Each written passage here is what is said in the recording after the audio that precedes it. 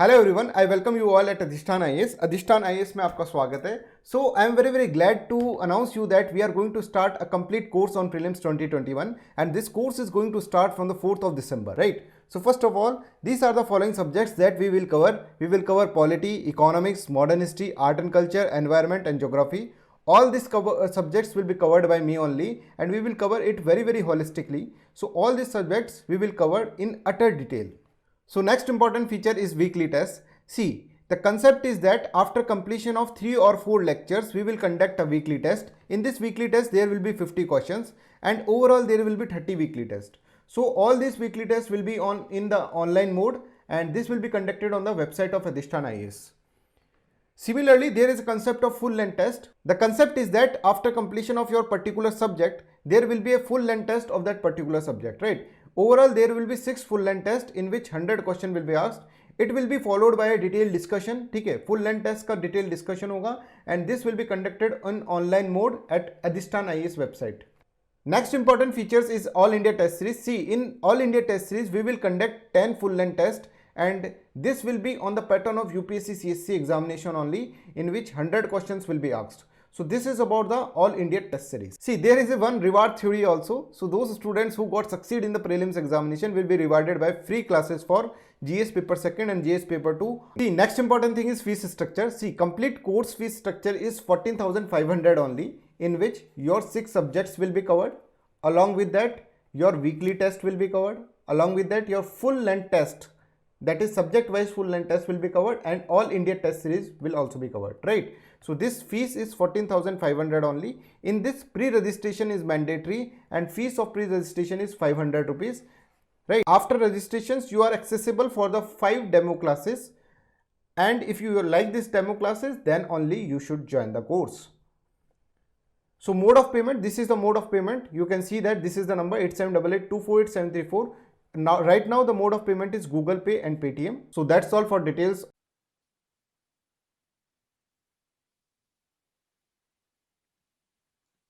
तो देखिए, हम पहले ना एक बेसिक आइडिया हमारा बनाएंगे। ठीक है, ये पॉलिटी पढ़ने का तरीका है। ठीक है, हर सब्जेक्ट का एक नेचर होगा। जब मैं आपको ज्योग्राफी पढ़ाऊंगा तो ज्योग्राफी का अलग नेचर है, पॉलिटी का अलग नेचर है, सोसाइटी का अलग नेचर है, सबका अलग नेचर है। करंट अफेयर्स पढ़ने का अलग nature. First of all we have to understand the nature. देखिए, पॉलिटी का जो नेचर होगा, बेस्ट नेचर जो है, ये है कि अपन ने, देखिए, बेसिक स्ट्रक्चर अपन को कुछ पढ़ना होगा पॉलिटी का, बेसिक स्ट्रक्चर। ठीक है, और ये बेसिक स्ट्रक्चर का मतलब क्या है? Philosophical aspect of the policy, philosophical aspect of polity. ठीक है, जो मैं आपको बोलता हूँ philosophical aspect of the polity.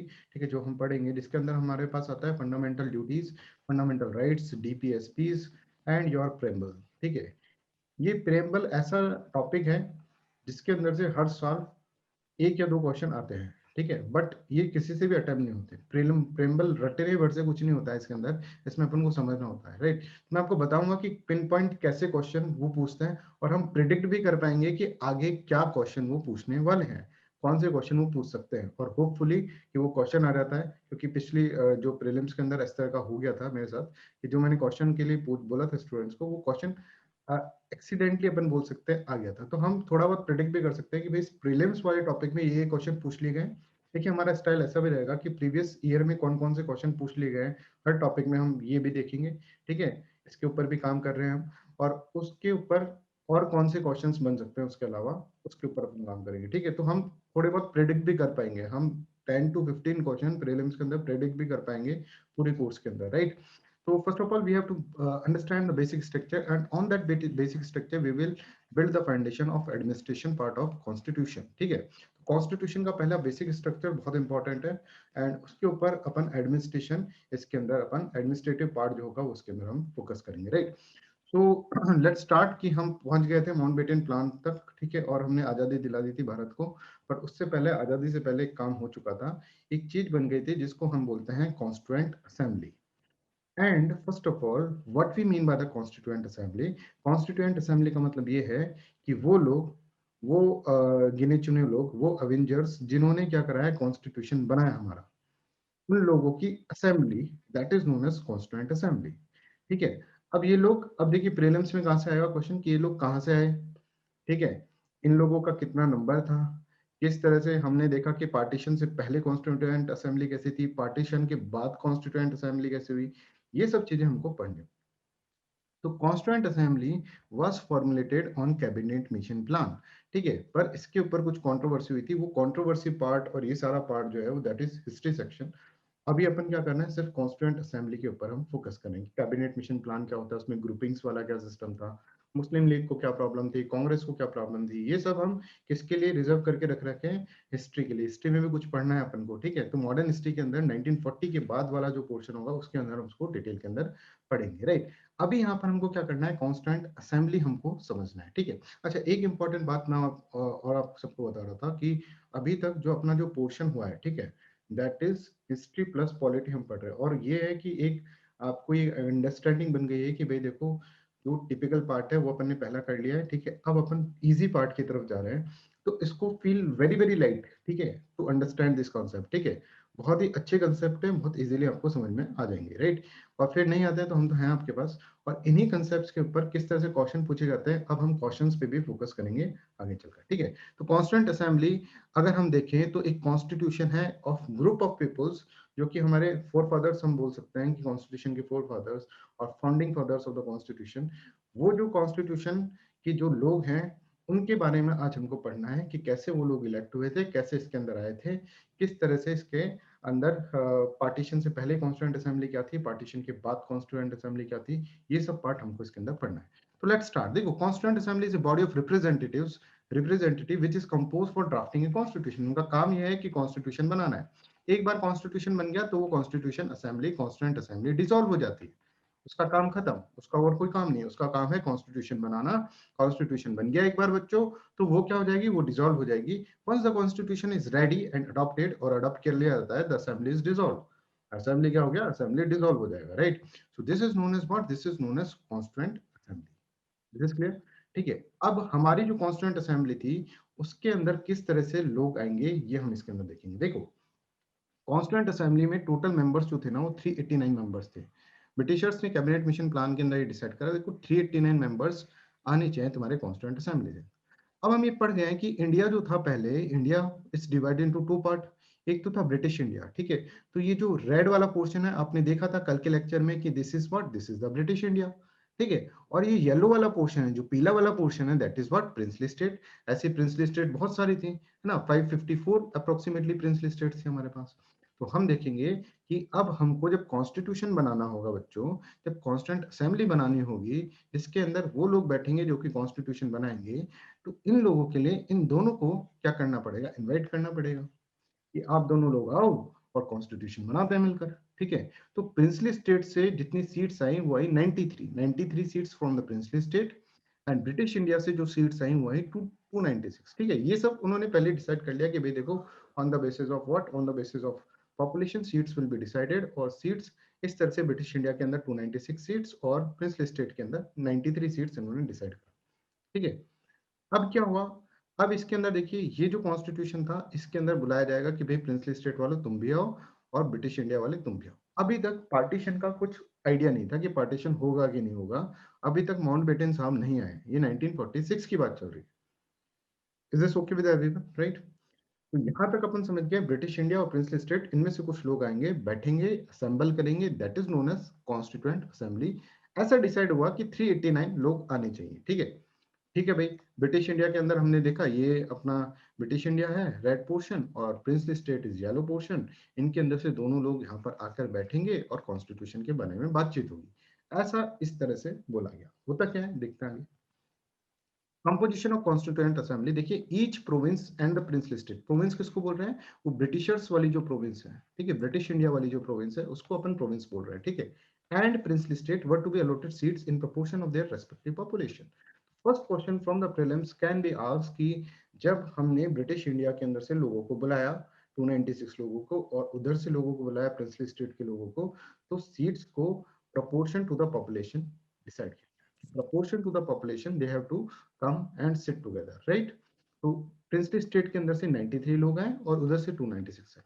They can ask you कि किस तरह से हर चीज का रूल्स एंड रेगुलेशन। अब हम रूल्स एंड रेगुलेशन पढ़ रहे हैं कि हमने एक असेंबली बनानी है जिसके अंदर लोग बैठकर कॉन्स्टिट्यूशन बनाएंगे, ठीक है। तो उसके लिए हम रूल्स एंड रेगुलेशन का है कि कौन लोग आएंगे। तो सबसे पहले तो हमको ये है कि कितने लोग बनाएंगे कॉन्स्टिट्यूशन की, भाई सबको तो नहीं बुला सकते, नहीं तो कॉन्स्टिट्यूशन बन ही नहीं पाएगा। कॉन्स्टिट्यूशन तो क्या एक लॉ भी नहीं बन सकता फिर तो, अगर सब आ जाएंगे। तो हमने देखा पहले 296 आएंगे ब्रिटिश इंडिया के अंदर से, और 93 लोग आएंगे किसके अंदर से, प्रिंसली स्टेट के अंदर से। और ये कैसे डिसाइड हो, on the basis of their respective population. पहला question can be asked in the prelims examination, किस तरह से हुआ रेस्पेक्टिव पॉपुलेशन। रफली 1 seats were allocated for every million of the population, 1 million population के अंदर रफली 1 सीट होगा, और इसके हिसाब से इस तरह से इनका बटा 296 और 93। ठीक है, अब देखो ब्रिटिश इंडिया, अब सिर्फ हम ब्रिटिश इंडिया के पास बात करते हैं। अभी हमने ये देखा था कि ब्रिटिश इंडिया के पास कितनी सीट्स थी, 296 सीट्स, और 93 सीट्स इनके पास, और 389। अब ब्रिटिश इंडिया के अंदर भी 3 पार्ट्स के अंदर सीट्स का डिवीजन करा जिससे कि रिप्रेजेंटेशन हो सके। ठीक है, 3 पार्ट्स के अंदर सीट्स का डिवीजन करा। तो इनके अंदर एक तो मुस्लिम्स को दिया, बिकॉज मुस्लिम लीग और मुस्लिम्स जो लोग थे वो चाहते थे हमारा रिप्रेजेंटेशन हो। ठीक है, अगर ओवरऑल रिप्रेजेंट, तो कुछ तो मुस्लिम्स के पास आएंगे। ठीक है, कुछ सीट्स किसके अंदर हुआ, कुछ सीट्स सिक्स के पास आई, और कुछ सीट्स क्या है, जनरल्स के पास आई। जनरल का मतलब क्या है, जो मुस्लिम और सिख नहीं है। अब आपको ये याद नहीं करना है हर एक का कि भाई इसमें कितने मेंबर, इसमें कितना, इसमें कितना, ऐसा नहीं याद नहीं करना है। ठीक है, तो अब ये चीज क्या हुआ, ये चीज इसके अंदर ब्रिटिश इंडिया ने 296 ब्रिटिश इंडिया के अंदर होगा, इसमें मुस्लिम होंगे, सिख होंगे और जनरल होंगे। ठीक है, अब जनरल में कौन कौन हो सकते हैं, हिंदू, मुस्लिम और सिख को हटा के जो भी होंगे उसको जनरल में डाल देंगे। तो इसमें सेकंड क्वेश्चन आपका जो है आएगा, बच्चों साथ साथ नोट्स बनाते चलो, है ना, और कोई भी दिक्कत हो raise your hand and ask the question. ठीक है, तब की तब raise your hand and ask the question, ऐसे चलेगा अपना। ठीक है, तो अब हम इसके अंदर देखते हैं कि मुस्लिम, सिख्स और जनरल। ठीक है, तो मुस्लिम और सिख जो है ना, उनको, उनके अलावा जो भी लोग हैं वो जनरल है। तो ऐसा पूछा जा सकता है ब्रिटिश इंडिया के अंदर जो जनरल थे वो कौन थे। ठीक है, तो जनरल कैटेगरी मत लगा के आ जाना कि शेड्यूल कास्ट वाले नहीं थे। जनरल कैटेगरी, जनरल का मतलब है मुस्लिम और सिख नहीं होने चाहिए। ठीक है, आगे चलते हैं। ठीक है, समझ में आ रहा है, ब्रिटिश इंडिया, ब्रिटिश इंडिया और यहाँ पे प्रिंसली स्टेट। ब्रिटिश इंडिया के अंदर 3 लोग हैं। ठीक है, मुस्लिम, सिख और जनरल। जनरल के अंदर वो लोग आ रहे हैं जो मुस्लिम और सिख नहीं है। ठीक है, 296 ब्रिटिश इंडिया के अंदर है, 93 इसके अंदर से, है ना। मैं रिपीट भी आपके यार कई बार तो मैं आपको रिपीट ही करवा दूंगा जिससे याद हो जाए। क्लास में फुल कंसंट्रेशन, क्लास में फुल कंसंट्रेशन होगा तो चीजें आराम से समझ में आ जाएगी। ठीक है, अब देखिए, the representation of each community were to be elected by the members of that community in the provincial legislative assembly. जो भी प्रोविंशियल लेजिस्लेटिव असेंबली में था, आपने देखा था 1937 के अंदर हमको प्रोविंशियल ऑटोनॉमी मिली थी, और उसके बाद इलेक्शन हुए थे। फिर हमने 1939 के अंदर वो इलेक्शन के अंदर हम निकल गए थे क्योंकि वर्ल्ड वॉर सेकंड के कारण। ठीक है, यहाँ तक अपने पढ़ लिया था। अब 1946 के अंदर वापस इलेक्शन होंगे, सब नेता लोग वापस इलेक्शन करेंगे, और उसके अंदर खूब पार्टीज होंगी और सब वापस से इलेक्शन करेंगे। ठीक है, और उस इलेक्शन में जो लोग होंगे ना, वो इलेक्ट करेंगे किसको, वो इलेक्ट करेंगे कॉन्स्टिट्यूएंट असेंबली के लोगों को। ठीक है, they will elect and nominate constituent assembly people. ज्यादा क्लियर है। तो कॉन्स्टिट्यूएंट असेंबली के अंदर जो होंगे वो कहां से आएंगे, ये लोग, इनडायरेक्ट इलेक्शन हो रहा है यहाँ पर। अच्छा मुझे ये बताओ, कोई मेरे को बताएगा कि ये लोग जो इलेक्ट होते थे तो क्या सभी लोग इलेक्ट करते थे इनको, या कुछ ही लोग कर पाते थे। प्रियंका मुझे कुछ। 10%। कुछ Only लोग 10%, 10%. 10%। हाँ वेरी गुड वेरी गुड, सबको याद है, ओनली 10% विल डू दैट। ठीक है, तो अब देखो इनडायरेक्ट इलेक्शन में 10% लोगों ने इन लोगों को इलेक्ट करा, और इन लोगों ने इन लोगों को इलेक्ट करा, मतलब खुद तो कुछ तो इनमें से ही थे, और कुछ बाहर के लोगों को भी इलेक्ट कर लिया और नॉमिनेट भी किया। ठीक है, अब बताते हैं नॉमिनेट करने का मतलब क्या है, वो भी हम समझ। Is this clear to everyone, है ना, कि यहाँ से ऊपर गए और ऊपर वालों ने इलेक्ट कर, इसको इनडायरेक्ट इलेक्शन बोलते हैं। जैसे कि राज्यसभा मेंबर का इनडायरेक्ट इलेक्शन होता है ना बच्चों, वैसे ही यहाँ पे भी इनडायरेक्ट इलेक्शन होगा। ठीक है, राज्यसभा के मेंबर का कैसा इलेक्शन होता है कि वहां पे जो एमएलएस बैठे होते हैं, एमपीज बैठे होते हैं, सॉरी, वो एमपीज इलेक्ट करते हैं उसको, है ना। हम नहीं करते राज्यसभा के मेंबर को, हम नहीं इलेक्ट करते, डायरेक्टली इलेक्टेड नहीं होते। एमपीज जो बैठे होते हैं राज्यसभा के अंदर, वो क्या करेंगे, वो इलेक्ट करेंगे राज्यसभा के कोई भी नॉमिनेशन जो होगा, जिसका भी, जो भी नॉमिनेटेड मेंबर्स होते हैं, जो भी मेंबर्स खड़े होते हैं, उनका इलेक्शन होता है। ठीक है, राज्यसभा कैसा होता है, वैसे ही यहाँ पर हुआ। इन लोगों को हमने इलेक्ट करा, नो डाउट अबाउट दैट, पर हम सबने इलेक्ट नहीं करा, सिर्फ 10% ने करा, लिमिटेड फ्रेंचाइजी। ठीक है, सिर्फ 10% लोगों ने इनको इलेक्ट करा। ये पढ़े लिखे लोग जो टैक्स देते हैं, एजुकेशन देते हैं, एजुकेशन है जिसके पास, कुछ ऐसे क्राइटेरिया रखे गए। ठीक है, तो उनमें 10% लोग ही थे, क्योंकि इंडिया के अंदर पॉपुलेशन ही, एजुकेटेड पॉपुलेशन ही बहुत कम थी उस वक्त, राइट, लिटरेसी रेट ही बहुत कम थी। तो ऐसे लोग, इन लोगों को क्या करा, इन लोगों को 10% लोगों को कहा कि तुम इलेक्ट करो।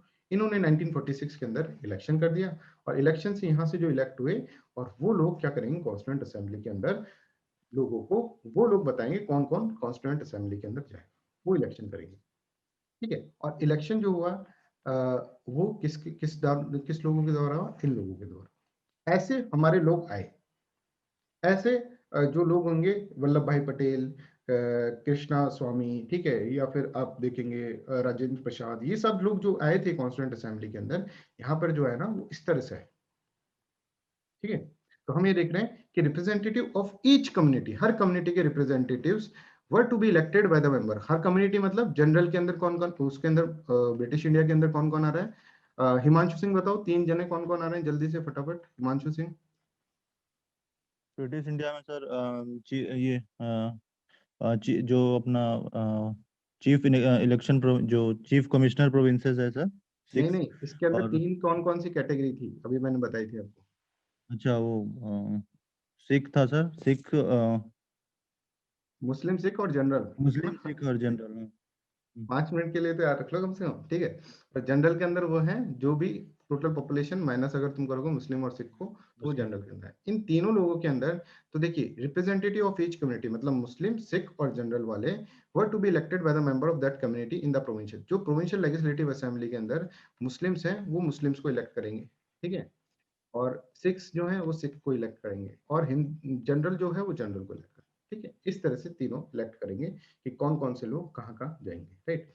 इस तरह से हमने देखा कि ब्रिटिश इंडिया में से जो 3 लोग आए थे, मुस्लिम, सिख और जनरल, ठीक है, इस तरह से है। अब क्या हुआ देखिए, अब जब इसमें प्रोविंशियल लेजिस्लेटिव काउंसिल का इलेक्शन हुआ ना, इलेक्शन होगा तो पार्टी लड़ेंगे, जैसे बीजेपी कांग्रेस लड़ती है, वहां पे मुस्लिम लीग प्लस कांग्रेस प्लस और पार्टीज, ठीक है, छोटी मोटी पार्टी, इंडिपेंडेंट्स भी थे। इन तीनों ने इलेक्शन लड़ा, ठीक है, इन सब ने इलेक्शन लड़ा मिलकर, प्रोविंशियल लेजिस्लेटिव असेंबली के इलेक्शन, और उसके अंदर जीत ऐसी हुई, इंडियन नेशनल कांग्रेस जीती 208 सीट। देखो मेजोरिटी 80% सीट तो इनके पास चली गई अप्रोक्सीमेटली, ठीक है। मुस्लिम लीग वाले जीते 73 सीट्स, ठीक है, और स्मॉल ग्रुप्स और इंडिपेंडेंट जीते 15 सीट्स। अब ये लोग जो आएंगे, ये लोग आ गए प्रोविंशियल लेजिस्लेटिव काउंसिल के अंदर। अब ये लोग क्या करेंगे, ये लोग इसके अंदर से इलेक्ट करेंगे किसको, अपने जो लोगों को इलेक्ट करेंगे, ठीक है, डिफरेंट डिफरेंट लोगों को अपने इलेक्ट करेंगे, right. However the 93 seats allotted to the princely states were not filled as they decided to stay away. Princely state ने बोला कि हम तुम्हारे कॉन्स्टिट्यूशन असेंबली के अंदर पार्टिसिपेट नहीं करेंगे, तो प्रिंसली स्टेट तो चली गई, 93 वाले तो चले गए। और इन तीनों का अगर आप देखो, इन तीनों के अंदर कि इंडियन नेशनल कांग्रेस जो जीती है वहां से, तो उसने 208 सीट्स इतना जीती कि हाँ उन्होंने इलेक्ट जो करे वो 208 करे, ये 73 करे, और ये 15 सीट करे। कोई इसको तीनों को ऐड करके मेरे को बताए कितने सीट्स आ रही हैं जल्दी से। 292 सर। 292 सीट देना है बच्चे। 293 296 296 538 886 होता है। 296 296 296 ना, प्रीलिम्स भी होता है एक ना, उसके अंदर सी साइड भी होता है, 296 ही है क्या, 8 9 10 11 4 सीट्स तो सर 4 चीफ कमिश्नर को दिया गया ना, इसमें तो 296 ही होगा शायद। हाँ इसके अंदर तो 296 है ना, ये 3 का ऐड कराया था मैंने, 08 73 और 15। तो कितना हुआ सर 292 सर, 292 है ना, कितना हुआ यार, इन तीनों को ऐड करो, 208 को ऐड करो, 296 296 हो रहा है। और 15 को ऐड करो, 296 296 से होगा आई थिंक। मुझे लगा कि मैं कैलकुलेशन गलत कर रहा हूँ कि यार 8 और 3 11 होते हैं, कि मैं ये सोचने लग गया, ठीक है। तो 296 है, तो ये टोटल है 296, ये समझो। और ब्रिटिश इंडिया के अंदर अपने कितने थे, ब्रिटिश इंडिया के अंदर अपने 296 ही थे, ये देखो, ठीक है। तो इतना, चलो ठीक है, कोई बात नहीं। तो ये देखो स्मॉल ग्रुप्स, और जो वो थी 93 सीट्स थी, ठीक है, 93 सीट्स थी प्रिंसली स्टेट की, उन लोगों ने पार्टिसिपेट ही नहीं बोला, उन्होंने बोला कि हम तुम्हारे इसके अंदर पार्टिसिपेट ही नहीं कर रहे, कॉन्स्टिट्यूएंट असेंबली के अंदर पार्टिसिपेट नहीं कर रहे, हम नहीं बना रहे कॉन्स्टिट्यूशन, इस तरह से उन्होंने बोला, ठीक है। चलो ठीक है, बड़े लोग हैं, उन्होंने कहा राजा महाराजा लोग हैं, क्या कर सकते हैं इनका। तो ये बिल्कुल याद रखिएगा, princely state stay away from the constituent assembly. अब यहाँ पे जो प्रॉब्लम थी ना, वो थी मुस्लिम लीग की 70 थी, और अभी तक पार्टीशन इनको मिला नहीं था। इनके मन में कसक है कि हमको हमारा नेशन चाहिए था, वो पाकिस्तान, जिसको ये प्यार से पाकिस्तान जिसको बोलते थे। पी फॉर क्या होता है पाकिस्तान के अंदर, जल्दी से बताओ। P for Punjab, A for Afghan, के फॉर कश्मीर, और एस तान का मतलब क्या है, तान का मतलब है एस फॉर सिंध, और तान का मतलब बलूचिस्तान, ठीक है। ये जो प्यारा पाकिस्तान था इनका, ये नहीं मिला हमको अभी तक, ठीक है। कोई आए, कोई राजा आए, कोई वायसराय आए, कोई कुछ भी आए, कोई गवर्नर जनरल आए और हमको वो दे दे। तो कौन गवर्नर जनरल आकर दिए थे इनको Pakistan? Anybody? Mountbatten sir. Obviously Mountbatten plan का ये वेट कर रहे हैं 1947। अभी क्या चल रहा है? 1946 चल रहा है, ठीक है। तो ऐसा होगा, 93 लोग तो आए नहीं, बैठे ही नहीं। इन्होंने कहा कि हमको तो बैठना ही नहीं है तुम्हारे साथ, तुम छोटे लोग, हम राजा महाराजा। तो राजा महाराजा लोग नहीं बैठे थे, ये आपको याद करना है, ठीक है। इस तरह से आपको याद रखना है, राइट। अब देखिए, moreover the members were to be indirectly elected by the member of the provincial assembly who themselves were elected by the limited franchise, जो कि 10% थी सिर्फ। तो खुद ही 10% से हुए, और ये खुद क्या कर रहे हैं? इलेक्ट कर रहे हैं। तो हाईली क्या था? हाईली अनरिप्रेजेंटेटिव आप बोल सकते हैं, but her section of society का लिया गया था इसके अंदर, ये बहुत अच्छी बात थी। हर सेक्शन ऑफ सोसाइटी का कोई ना कोई था, नहीं था तो उसको नॉमिनेट करके ले आती थी, है ना। और इसके अंदर कांग्रेस की आपको तारीफ करनी होगी, क्योंकि कांग्रेस ने उस वक्त जवाहरलाल नेहरू का, क्योंकि जवाहरलाल नेहरू आधे टाइम तो आइडियलिज्म में खोए रहते थे, उनको डेमोक्रेसी का बहुत सवाल रहता था आधे टाइम। तो उनको चाहिए था कि डेमोक्रेसी रहे सिस्टम के अंदर, और वो अपोजिशन पार्टी लीडर्स को भी अपनी जो सीट्स थी उसके ऊपर नॉमिनेट करने लगे, जो भी कांग्रेस के पास सीट्स थी 208 सीट्स, ठीक है। तो इससे बहुत अच्छी हमारी कॉन्स्टिट्यूएंट असेंबली बन गई। हर तरह के लोग, लीगल एडवाइजर से लेकर पढ़े लिखे लोग से लेकर बिल्कुल गरीब किसान के लोग वाले भी इसके अंदर आ गए, लीडर्स भी इसके अंदर आ गए, ठीक है। तो वैसे तो अगर हम देखें तो हाईली अनरिप्रेजेंटेटिव थी, बट क्योंकि 10% फ्रेंचाइजी और उससे वो लोग कर रहे हैं, बट इसके अंदर जो मेंबर्स थे अगर हम देखेंगे तो सारे लीगल एडवाइजर, बहुत उस वक्त के इंटेलेक्चुअल लोग सब थे, ठीक है। देखिए क्या हुआ था कि बंगाल से करी थी, बी आर अम्बेडकर गए थे, ठीक है, पर बंगाल चला गया पार्टीशन के बाद किधर? जिस कॉन्स्टिट्यूएंसी से वो खड़े हुए थे पाकिस्तान में चला गया, ठीक है। तो अब बी आर अम्बेडकर को लाना जरूरी था, तो उनको बंबई की सीट से लिया गया। मुंबई की सीट से कांग्रेस ने लिया उनको, क्योंकि ही वाज द मैन जिसके पास क्या थी? हाईली इंटेलेक्चुअल कैपेसिटी थी उनके पास लीगल डोमेन के अंदर। तो वो अगर कॉन्स्टिट्यूशन में नहीं होते तो हमारा कॉन्स्टिट्यूशन थोड़ा कम रह जाता, इसलिए उनको लेना जरूरी था। तो ऐसा नहीं था कि भाई अपोजिशन वालों को बिल्कुल देख ही नहीं रहे, नहीं, सबको लिया था उसके अंदर, कॉन्स्टिट्यूशन के अंदर, ये बिल्कुल याद रखना, right. The representative of princely state were to be nominated by the head of the princely state. Representatives जो थे वो प्रिंसली स्टेट्स के head of the princely state nominate करी, पर आपने देखा है कि प्रिंसली स्टेट ने तो पार्टिसिपेट भी नहीं करा है, राइट। हम ऐसे कहते हैं कि कॉन्स्टिट्यूशन वाज कॉन्स्टिट्यूएंट असेंबली। अब ये क्वेश्चन आएगा प्रीलिम्स के अंदर, देखो प्रीलिम्स स्पेसिफिक पढ़ रहे हैं, ठीक है, वैसे तो पूरा कंसेप्चुअल अंडरस्टैंडिंग कर रहे हैं, पर हर पॉइंट में बता रहा हूँ कहां पर प्रीलिम्स से क्वेश्चन आ सकता है। शॉर्ट नोट्स बनाते रहो, शॉर्ट नोट्स सबको बनाना है, जो भी शॉर्ट नोट्स नहीं बना रहा है ना वो गलती कर रहा है बहुत बड़ी, ठीक है। तो पार्टली इलेक्टेड और partly nominated, what does it means? It means जैसे कांग्रेस की 208 सीट्स हैं, तो कांग्रेस ने कुछ तो अपने इलेक्टेड लोगों को बिठा दिया, ठीक है, इलेक्टेड करके, कुछ को नॉमिनेट करके जो पार्टिसिपेट कर ही नहीं उनको भी नॉमिनेट करके इसके अंदर डाल दिया कि भाई आप भी आ जाओ, आप हमारी तरफ से आ जाओ, ठीक है। तो पार्टली इलेक्टेड और पार्टली नॉमिनेटेड था, ये आपको इसके अंदर याद रखना है, राइट। देखिए, it is in this constituent assembly Congress had overwhelming majority. आपको देख रहे हैं, आप देख रहे हैं 208 सीट है, और क्या चाहिए जिंदगी के अंदर? 208 सीट है, ठीक है। But the Congress party had nominated several member from outside the parties fold. Party के अंदर से नहीं होकर बहुत सारे लोगों को नॉमिनेट भी किया गया, ठीक है। Many of them were the legal experts and leading legislature in the previous British Indian legislature। जो पहले ब्रिटिश इंडिया के लेजिस्लेचर था उसके अंदर बहुत सारे लोग जो थे लीगल एक्सपर्ट थे उसके अंदर। इसमें ब्रिटिश ऑफिशियल्स को भी लिया गया कि आप लोगों को उनसे भी राय ली गई कि आप लोग जो है वो राय दो कैसे कॉन्स्टिट्यूशन बनाना। भाई पहली बार कुछ रेसिपी बना रहे हैं तो उसको कैसे बनाया जाए तो हमको नहीं पता, हम तो पहले से बहुत ही जो है कि आपका जब आपका मॉडर्न एज स्टार्ट हुआ तब से ही हम स्लेव हैं, ठीक है, हम तो आपके अंडर में ही काम कर रहे हैं। आप लोगों ने हमको कभी कुछ इंटेलेक्चुअल कैपेसिटी डेवलप ही नहीं करने दिया, पर फिर भी हमारे बहुत सारे लीडर्स हैं, बहुत बड़े बड़े लीडर्स हैं, जैसे BN राव हो गए, जैसे हमारे BR अम्बेडकर हो गए, ऐसे बहुत सारे लीडर्स हैं हमारे पास।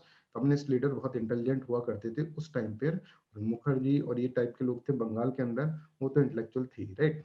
उन लोगों की सहायता से हम कॉन्स्टिट्यूशन बना देंगे, पर हमको आपकी भी हेल्प चाहिए, ठीक है। तो several brilliant officials of the British Indian government led by sir BN Rao ने लेड करा उनको, और इन्होंने ड्राफ्ट बनाया है कॉन्स्टिट्यूएंट असेंबली का। कॉन्स्टिट्यूशन का ड्राफ्ट किसने बनाया? Made by BN Rao and his team. और उस ड्राफ्ट को एनालाइज कौन कर रहा है? BR Ambedkar and his team. Drafting committee के चेयरमैन कौन है? B R Ambedkar. वो B.R. ड्राफ्ट अम्बेडकर। को, बने हुए ड्राफ्ट को, बी एन राव के ड्राफ्ट को वो इसके ऊपर डिस्कशन करेंगे, उसके अंदर अमेंड करेंगे, उसके अंदर चेंजेस करेंगे और दूसरी डायमेंशन के अंदर देंगे। तो ड्राफ्ट का था मतलब हल्का सा हल्का फुल्का लगा दिया कि ये स्ट्रक्चर होगा, ठीक है, फॉर्मेटिंग होगा, ठीक है, यहाँ पे हम ये प्रिंसिपल्स और इन सबको देखेंगे, ठीक है। इस तरह से उन्होंने ड्राफ्ट बना कर दिया और ड्राफ्ट के ऊपर अमेंड करना, ये सब करना, B R Ambedkar and his 7 member team. कौन थे वो 7 मेंबर, वो भी पढ़ना अपन को जरूरी है, ठीक है। ये सब चीजें हम याद करेंगे। Expert from the outside were frequently consulted, ठीक है, बाहर के लोगों से, फ्रांस के लोगों से, इन लोगों से क्या करा, कंसल्टेशन करने लगा, right. Okay, Swati, you can attend the recorded lecture. Don't you worry about that. ठीक है। The precedents of the foreign constitution were carefully studied. उनकी carefully study करा गया constitution को, कहाँ से क्या लेना है हमको। पहली बार हम बना रहे हैं, सोच कर देखो, पहली बार इतने बड़े देश के लिए constitution बन रहा है जिसके अंदर इतनी diversity है, इतना cultural diversity है। तो हम लोगों ने क्या करा है, सब dimensions के अंदर कहीं कोई लूप होल ना रह जाए, इसके लिए हर dimension से हम चीजों को लेकर आ रहे हैं, ठीक है। कि जिसके पास जितनी नॉलेज है ले लो और बाकी की नॉलेज बाहर के लोगों से ले लो, इस तरह का हमारा डायमेंशन के अंदर चल रहा है, राइट। अब देखिए, अब हम ये देखते हैं कुछ चीजें कि in election the Congress emerged as the majority party. Election के अंदर 80% सीट अप्रोक्सीमेटली उसके पास थी। First session of assembly was held on 9 December 1946, ठीक है। इट वाज प्रिसाइडेड बाय, अब देखो ये है फ्रेंच। फ्रेंच के अंदर क्या होता है, फ्रांस के अंदर क्या होता है कि जैसे पहली पहली मीटिंग होती है ना, तो सबसे बुजुर्ग आदमी जो होता है, ठीक है, तो सबसे बुजुर्ग होता है प्लस इंटेलेक्चुअल होता है, तो उसको बोलते हैं कि भाई तुम पहले कर लो, तुम बन जाओ पहले, फिर तुम इलेक्ट करना किसी को, ठीक है। डायरेक्ट इलेक्शन ना होके कि तुम बन जाओ और फिर तुम इंटरिम बनो और फिर तुम क्या करो, इलेक्शन करना। जैसे कि हम देखते हैं कि लोकसभा के अंदर, ठीक है, इस वाली लोकसभा के अंदर आई थिंक जो प्रोटेम स्पीकर होता है, ठीक है, वो कमलनाथ थे कांग्रेस के, ठीक है। तो उन्होंने क्या करा, उन्होंने इलेक्ट करा फिर स्पीकर को, और फिर स्पीकर काम करता है। तो इन लोगों ने भी पहली बार मिले तो बोले कौन इलेक्ट करेगा भाई अपना जो प्रेसिडेंट होगा, ठीक है, कौन इलेक्शन कराए, मतलब मेजोरिटी से बोलेंगे कि कौन प्रेसिडेंट होगा। तो इन्होंने बोला डॉक्टर सचिंदानंद सिन्हा, आप थोड़े दिन के लिए, 2 दिन के लिए आप क्या करो, प्रेसिडेंट बन जाओ, ठीक है। 2 दिन के लिए मतलब 1 दिन के लिए प्रेसिडेंट बन जाओ, जिसके अंदर क्या करो, 1 दिन के अंदर आपको क्या बोलना है, सिर्फ ये बोलना है कि कौन कौन किसको चाहता है कि कौन प्रेसिडेंट बने। सब बोलेंगे राजेंद्र प्रसाद, बस तुम्हारा काम खत्म, घर जाओ, ठीक है। तो डॉक्टर सचिदानंद सिन्हा जो है, उन्होंने पहली बार प्रिसाइड करे, but he is not permanent, ठीक है, टेम्परेरी सीट है ये उनकी, ठीक है। इनको जाना है जैसे राजेंद्र प्रसाद को इलेक्ट कर लिया जाएगा, ठीक है। प्रोफेसर हरेंद्र कुमार मुखर्जी, जिसको अपन प्यार से एस.सी. मुखर्जी बोलेंगे, ठीक है, was vice president of the constituent assembly. ये वाइस प्रेसिडेंट। तो यहाँ से क्वेश्चंस आएंगे, देखो प्रीलिम्स में जो भी क्वेश्चन आएंगे वो आपको स्लाइड में मिल जाएगा, ठीक है। Don't go here and there, ठीक है, इधर उधर सर्च मत करना कहीं पर भी कुछ भी, ठीक है। करना चाहो कर सकते हैं, बट अपना टाइम वेस्ट मत करो और कंसंट्रेट करो इन्हीं नोट्स के ऊपर। इन्हीं नोट्स के अंदर से सब कुछ आपको मिल जाएगा, राइट। जस्ट चेक कर लो एक बार में कौन कौन नहीं आया है।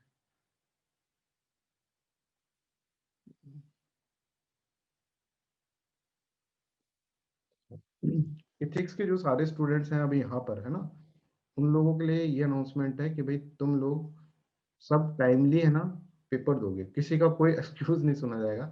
एथिक्स के बच्चों को बोला जा रहा है, ठीक है, जो भी बच्चा है कि सर हमको हमारी क्लास रहती है उस वक्त ये नहीं कर, पेपर राइटिंग उसी टाइम पर होगी, ठीक है। और अगर बहुत ही ज्यादा है तो आप अंकित से बात कर लेना, अंकित एक बार मेरे से पूछ लेंगे, इफ वी अलाउ ना देन ओनली आपका जो आज का पेपर हुआ है ना वो चेक होगा, ठीक है। पहला पेपर मैं सबका चेक कर दूंगा, डोंट वरी, ठीक है, करना ही है मेरे को सबका सब कुछ ही चेक करना है, बट ये है कि तुम डिसिप्लिन में रहो इसलिए, ठीक है। तो अभी अंकित को बोल देना जिसने भी लेट दिया है ना, ये एक अनाउंसमेंट करना था, जो भी फिक्स के है, आज फर्स्ट टेस्ट हुआ है ना उनका, इसलिए। तो professor SC. Mukherjee was the first president, was the vice president of constituent assembly. Vice president रहेंगे ये कॉन्स्टिट्यूंट असेंबली, ठीक है। यहाँ तक किसी को कोई डाउट तो प्लीज आस्क मी, अदरवाइज हम आगे चलते हैं। फिर इसके बाद क्या हुआ 1947 के अंदर, ठीक है, 3 जून 1947 माउंटबेटन ने वो चीज बोल दी जो मुस्लिम लोग लीग चाहती थी, ठीक है। और मुस्लिम लीग वाले फिर क्या होगा, फिर पार्टीशन हो जाएगा, और पार्टीशन हो जाएगा तो 296 लोग थे इसके अंदर, मुस्लिम लीग की भी 73 सीट्स थी अप्रोक्सीमेटली। वो लोग, कुछ लोग उधर चल जाएंगे, ठीक है, कुछ लोग कांग्रेस के अंदर आ जाएंगे और मुस्लिम लीग ऑलमोस्ट खत्म हो जाएगी, राइट। तो after Muslim league the constituent assembly के अंदर जो लोग थे वो 299 हो जाएंगे, ठीक है, 389 से हो जाएंगे 299, राइट। ये आपको याद रखना है, राइट। इसके अंदर अपन प्रिंसली स्टेट भी ऐड करके बता रहे हैं, राइट। अब देखिए अब क्या होता है ये समझिए। अब यहाँ से आते हैं क्वेश्चंस प्रीलिम्स के। First is what is the function of constant assembly. अब बच्चों देखो बिल्कुल सीरियस होकर समझो, और आपको ये समझना है कि आपको क्लास में याद करना है, ठीक है, क्लास में ही याद करना है। और आज से आपको रेगुलर असाइनमेंट दिए जाएंगे, रेगुलर असाइनमेंट आपको सॉल्व कर देंगे, बिकॉज अब बहुत इंपॉर्टेंट और बहुत इंटरेस्टिंग चीज स्टार्ट हो गई, ठीक है। फंक्शन ऑफ कांस्टेंट असेंबली क्या है कि पहला फंक्शन ये था कि भाई आपको कॉन्स्टिट्यूशन बनाना है, पर उसके साथ साथ एक और फंक्शन क्या था, उसके साथ साथ ये भी फंक्शन था कि जो कंट्री है वो बिना कानून के तो चल नहीं सकती, बिना कानून के तो चल नहीं सकती। तो यही इसकी क्या बनेगी, एक तरह से जो कॉन्स्टिट्यूंट असेंबली है, कॉन्स्टिट्यूंट असेंबली है वो ही पार्लियामेंट बन जाएगी, वही लॉ मेकिंग बॉडी भी है कि इतने दिन तक जब तक कॉन्स्टिट्यूशन बनेगा उसमें तो 3-4 साल लग जाएंगे। तो लॉ मेकिंग बॉडी कौन है, ये ही आपकी लॉ मेकिंग बॉडी है, यही पार्लियामेंट की तरह रहेगी कॉन्स्टिट्यूंट असेंबली, ठीक है। तो आप इनको तो जानते होंगे, ये तो डॉक्टर राजेंद्र प्रसाद है। Who is this person, anybody in the class, कौन है ये आदमी? President sir. हामिद क्या बोले? Sir JB Mavlankar. हाँ, जीवी मावलंकर, ठीक है। जीवी मावलंकर क्या होंगे, देखो कॉन्स्टिट्यूशन असेंबली के दो काम है, एक तो कानून बनाना है और एक क्या है, एक कॉन्स्टिट्यूशन बनाना है। तो जब भी लोग बैठेंगे कॉन्स्टिट्यूशन बनाने के लिए तो उसको हेड करेंगे कौन, उसको हेड करेंगे राजेंद्र प्रसाद, क्योंकि पहले प्रेसिडेंट अपने बन जाएंगे। जो भी लोग किसके लिए बैठेंगे, जब लॉ बनाने के लिए बैठेंगे, लेजिस्लेचर के अंदर बैठेंगे लॉ बनाने के लिए कि भाई कानून बनाना है, तो उसको कौन हेड करेंगे, जीवी मावलंकर, ठीक है। तो ये एक क्वेश्चन आपको याद रखना है, जब भी कॉन्स्टिट्यूशन बनाना है फ्री इंडिया के लिए, ठीक है, कॉन्स्टिट्यूशन बनाना है तो Rajendra Prasad will be there, ठीक है। राजेंद्र प्रसाद बोलेंगे भाई मैं चेयरमैन बनूंगा इसके अंदर, ठीक है, I will be the president at the time, ठीक है। जब भी कानून बनाना हुआ तो राजेंद्र प्रसाद बोलेंगे कानून में कमजोरी है थोड़ा सा, तो मावलंकर साहब आ जाएंगे और वो क्या करेंगे, वो हेड करेंगे। तो दो फंक्शन है, दोनों के लिए दो हेड है, लोग वही है, बैठे वही हैं जो कॉन्स्टिट्यूशन बना रहे हैं, वही लॉ बना रहे हैं। इतना आपको इसके अंदर याद रखना है, राइट। अब क्या होगा, this two task were to be perform on separate days, अलग अलग दिन होंगे, ऑब्वियसली अलग अलग दिन होंगे, ठीक है। The assembly became the first parliament of free India. अगर हम बोल रहे हैं first parliament of free India क्या होगा, तो कॉन्स्टिट्यूंट असेंबली है, वही कानून बना रही है, ठीक है, फ्री इंडिया की। तो उसके बाद 1950s के अंदर जब इलेक्शंस होंगे, कॉन्स्टिट्यूशन बनेगा, उसके हिसाब से इलेक्शन होंगे, तब कांग्रेस जीतेगी और कौन बनेंगे अपने प्राइम मिनिस्टर जवाहरलाल नेहरू, ठीक है।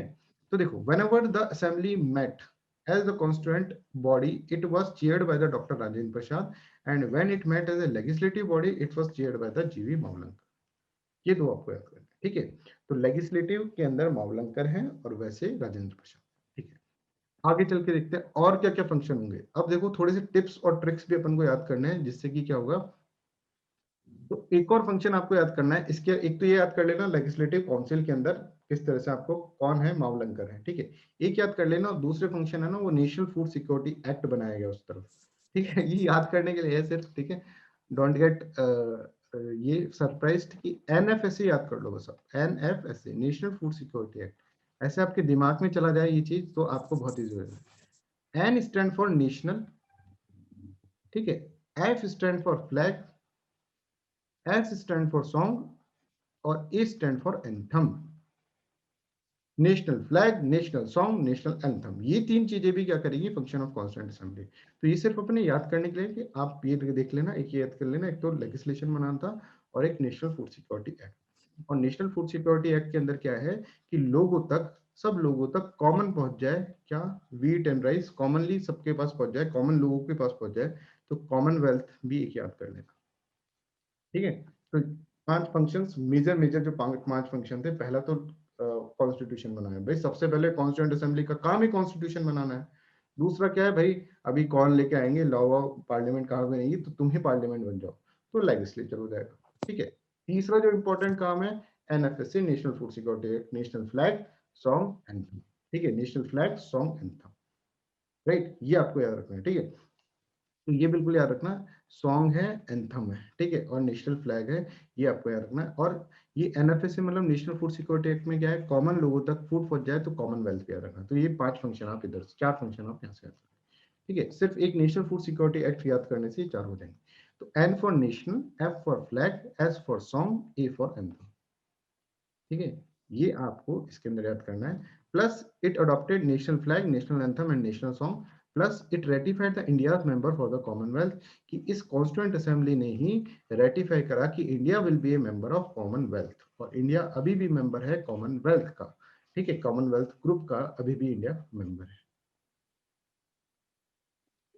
Is this okay? यहां तक क्लियर है तो please right yes in the chat section. नहीं क्लियर है तो please right questions in the chat section please, everybody. और सबको क्वेश्चन पूछने हैं बच्चों, जो क्वेश्चन नहीं पूछेगा मतलब खुद का सर दो वाइस प्रेसिडेंट था ना कौन? कॉन्स्टिट्यूंट असेंबली का? कॉन्स्टिट्यूंट असेंबली में दो वाइस प्रेसिडेंट था ना? वाइस प्रेसिडेंट जो था, एससी हाँ मुखर्जी, दो था ना? एससी है मुखर्जी इसी मुखर्जी और एक था, सॉरी और एक था शायद। वीटी कृष्णामाचारी जो बीटी के वो लेजिस्लेचर के लिए होगा वो वाला। तो मैंने सर पूछा कि कॉन्स्टिट्यूंट असेंबली में दो वाइस प्रेसिडेंट था, तो नाम याद नहीं रहा मुझे, लेकिन था शायद दो। हाँ, एक बार देख लेंगे उसको। एक वाइस प्रेसिडेंट तो अपना कॉन्स्टिट्यूएंट असेंबली वाला हो गया, एक शायद लेजिस्लेटिव असेंबली वाला होगा, समझ रहे हो? ओ शायद सर, एक ओके वो सर। वाइस प्रेसिडेंट होगा, क्योंकि इधर प्रेसिडेंट हो तो उधर भी वाइस प्रेसिडेंट होगा, तो उसको देख लेंगे, है ना?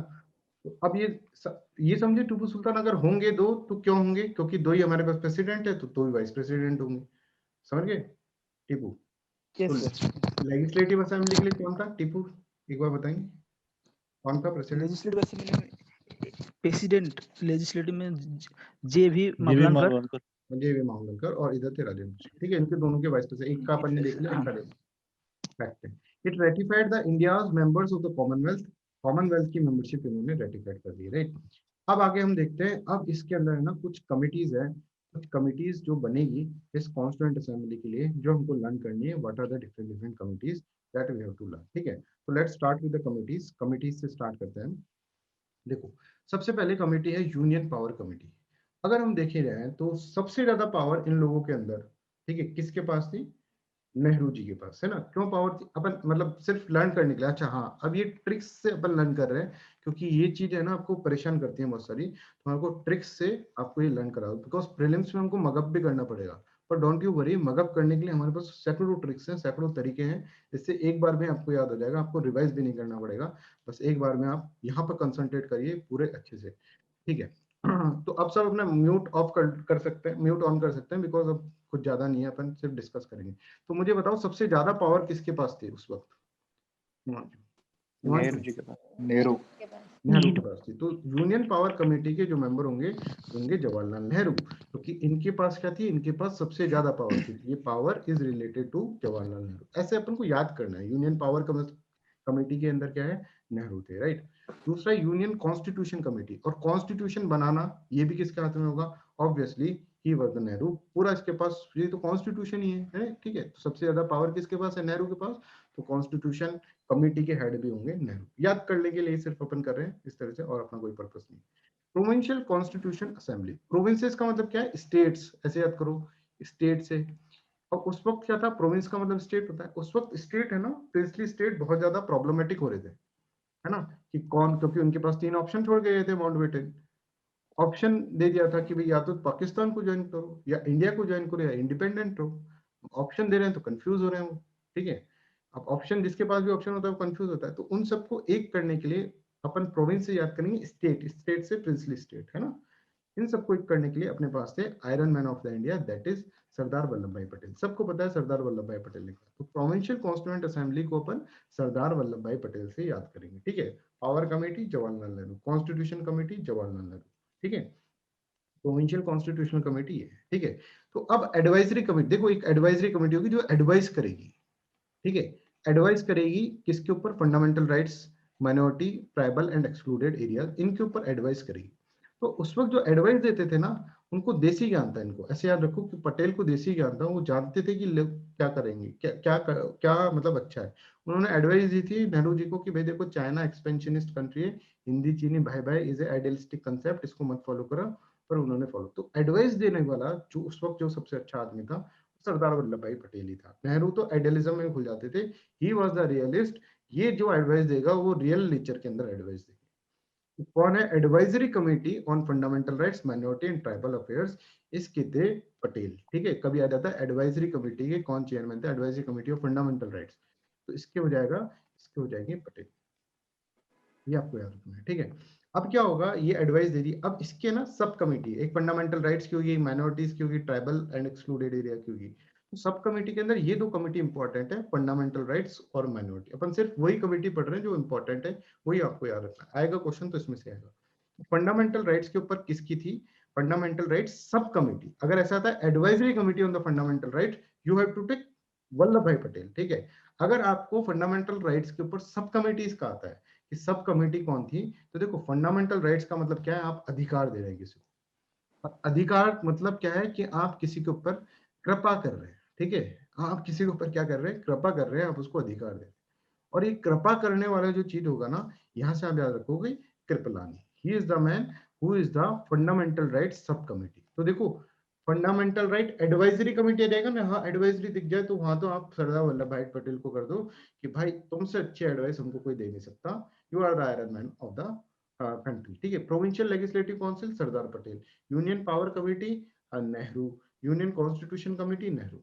ठीक है, इस तरह से हमको याद करना है क्योंकि इसमें सब कुछ फैक्चुअल है, ये अपन को याद। तो फंडामेंटल राइट्स के ऊपर सब कमेटी, तो फंडामेंटल राइट्स का मतलब कोई कृपा कर रहा है आपको, आपको अधिकार दे रहा है कि ये दो तुम्हारे पास अधिकार, कृपा मतलब कृपलानी, इस तरह से हमको याद करना है। ठीक है, अब क्या हुआ? Minority sub committee. देखो माइनॉरिटीज एट द टाइम, ठीक है, क्या करते थे माइनॉरिटीज? माइनॉरिटीज है ना हमेशा हर चीज के ऊपर, जैसे माइनॉरिटी से आप मुस्लिम से याद करो, उस वक्त मुस्लिम लीग थी, वो हर चीज के अंदर, जब इंटरिम गवर्नमेंट फॉर्म हुई थी, हर चीज के अंदर मुखर जाती थी, हर चीज में कांग्रेस कुछ कहती है वो मुखर जाती। ठीक है, तो यहाँ से आप याद रखोगे माइनॉरिटी सब कमेटी। देखो advisory committee on fundamental rights and minorities कौन है?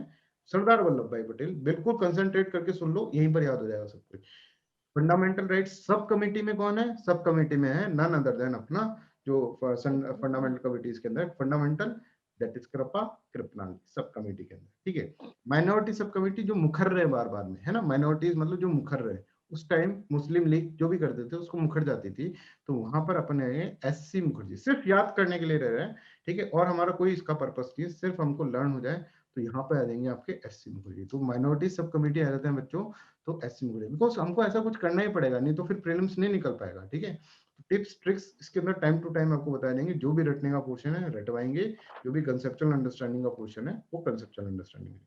ठीक है, तो ये हमने कुछ कमिटीज करी। इसके बाद माइनॉरिटीज कमिटीज और कुछ छोटी छोटी कमिटीज, मतलब माइनॉरिटीज कमेटी मतलब ये तो मेन कमेटी थी, अब कुछ छोटी छोटी कमिटीज होंगी, उसके बारे में बात करते हैं। तो सबसे पहले स्टोरी ऑफ राजेंद्र प्रसाद, ये समझो। ठीक है, तो राजेंद्र प्रसाद जो थे ना वो प्रेसिडेंट थे, तो उनसे बोला कि भाई देखो प्रेसिडेंट हमारा क्या होता है, कुछ काम तो करता नहीं है। आपको याद है राजेंद्र प्रसाद के नाम से क्या याद आएगा आपको? प्रेसिडेंट। आपको याद है कि प्रेसिडेंट अपना कुछ काम तो करता नहीं है ज्यादा। ठीक है, अगर हम देखें कोविंद साहब को तो सेरेमनी और ये सब अटेंड करते हैं, बाकी सब काम तो क्या करते हैं अपने काउंसिल ऑफ मिनिस्टर, उनके पास कुछ ऐसा एग्जीक्यूटिव हेड तो है पर उनके पास ऐसा कोई पावर काम नहीं है। तो वहां पे हमारे राजेंद्र प्रसाद उस वक्त क्या थे? उस वक्त खाली बैठे हुए कि यार कोई हमको भी काम दे दो, राजेंद्र प्रसाद। ठीक है, तो उनको बोला गया राजेंद्र प्रसाद साहब आप क्या करो, आप स्टाफ को मेंटेन कर लो, वैसे भी खाली हो, हमारे पास मैन पावर है नहीं, मतलब इतना पैसा नहीं है, सारा लूट के अंग्रेज चले गए, तो हमारे पास मैन पावर नहीं है, तो आप राजेंद्र प्रसाद जी आप स्टाफ को रखो। तो स्टाफ कमेटी जो होगी ना, सिर्फ याद करने के लिए कर रहे हैं ना, स्टाफ कमेटी जो होगी ना वो क्या होगा, उसको राजेंद्र प्रसाद स्टाफ कमेटी। ठीक है, ये स्टोरी याद रखना कि उनको स्टाफ के बारे में। दूसरा फिर उनको कहा कि भाई देखो प्रसाद जी हमारे पास एक ड्राइवर भी नहीं है अभी, है ना, तो ड्राइवर भी आप बन जाओ। तो उनको स्टीयरिंग अच्छा संभालना है, ड्राइवर स्टीयरिंग संभालता है, तो स्टीयरिंग कमेटी की चेयरपर्सन कौन होंगे? प्रसाद होंगे, राजेंद्र प्रसाद। अब इस कार के अंदर जैसे याद करो कि स्टाफ को संभालने का काम कौन कर रहे हैं? राजेंद्र प्रसाद। फिर कार के अंदर बैठे हैं राजेंद्र प्रसाद, स्टीयरिंग संभाल रहे हैं, क्योंकि उनके पास काम नहीं था, है ना, प्रेसिडेंट थे, उनके पास ज्यादा काम नहीं रहता था, तो उनको हम काम बांट रहे हैं। और यहाँ पे कार में देखो यहाँ पे फ्लैग लगा हुआ है, फ्लैग लगा है, तो मतलब फ्लैग कमेटी जो होगा उनका भी कौन होंगे? राजेंद्र प्रसाद। तीन याद हो गया अपन को, staff committee, steering committee and flag committee, इन तीन के थे राजेंद्र प्रसाद। ठीक है, फिर देखिए committees related to Rajendra Prasad, कार से याद आ जाएगा आपको, क्योंकि उनके पास काम नहीं था तो हमने ड्राइविंग दे दी थी उनको कि भैया आप कार चला लो, स्टाफ को मेंटेन कर लो। ठीक है, और उस कार के ऊपर फ्लैग रखा था, ये तीन चीजें याद रखो। Ad hoc committee on the national flag is related to Rajendra Prasad. ठीक है, and finance and staff committee is related to the Rajendra प्रसाद।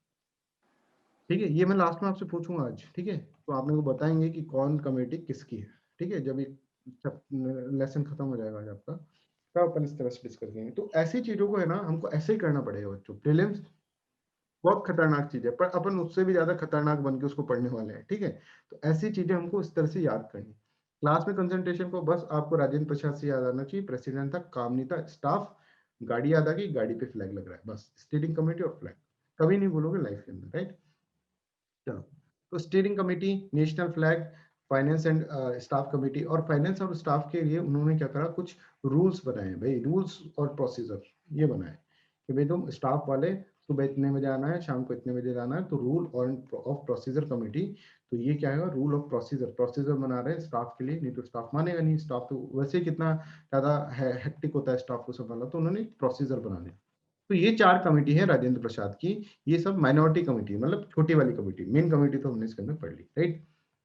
फिर अगर हम बात करें तो committees on functions of constituent assembly, एक ये है committee on function of the constituent assembly. देखो कोई भी फंक्शन हो किसी भी स्टेट के अंदर, किसी भी प्रोविंस के अंदर, बंगाली फंक्शन से लेकर नॉर्थ इंडियन से लेकर अरुणाचल प्रदेश के नॉर्थ ईस्ट से लेकर सब फंक्शन के अंदर एक चीज कॉमन होती है, आप देखोगे यहाँ से फंक्शन से आप याद करोगे, मावा जो होता है ना वो कॉमन होता है, ठीक है, ऐसे अपन याद करने के लिए बोल रहे हैं, सिर्फ मावा इज वेरी वेरी कॉमन, ठीक है।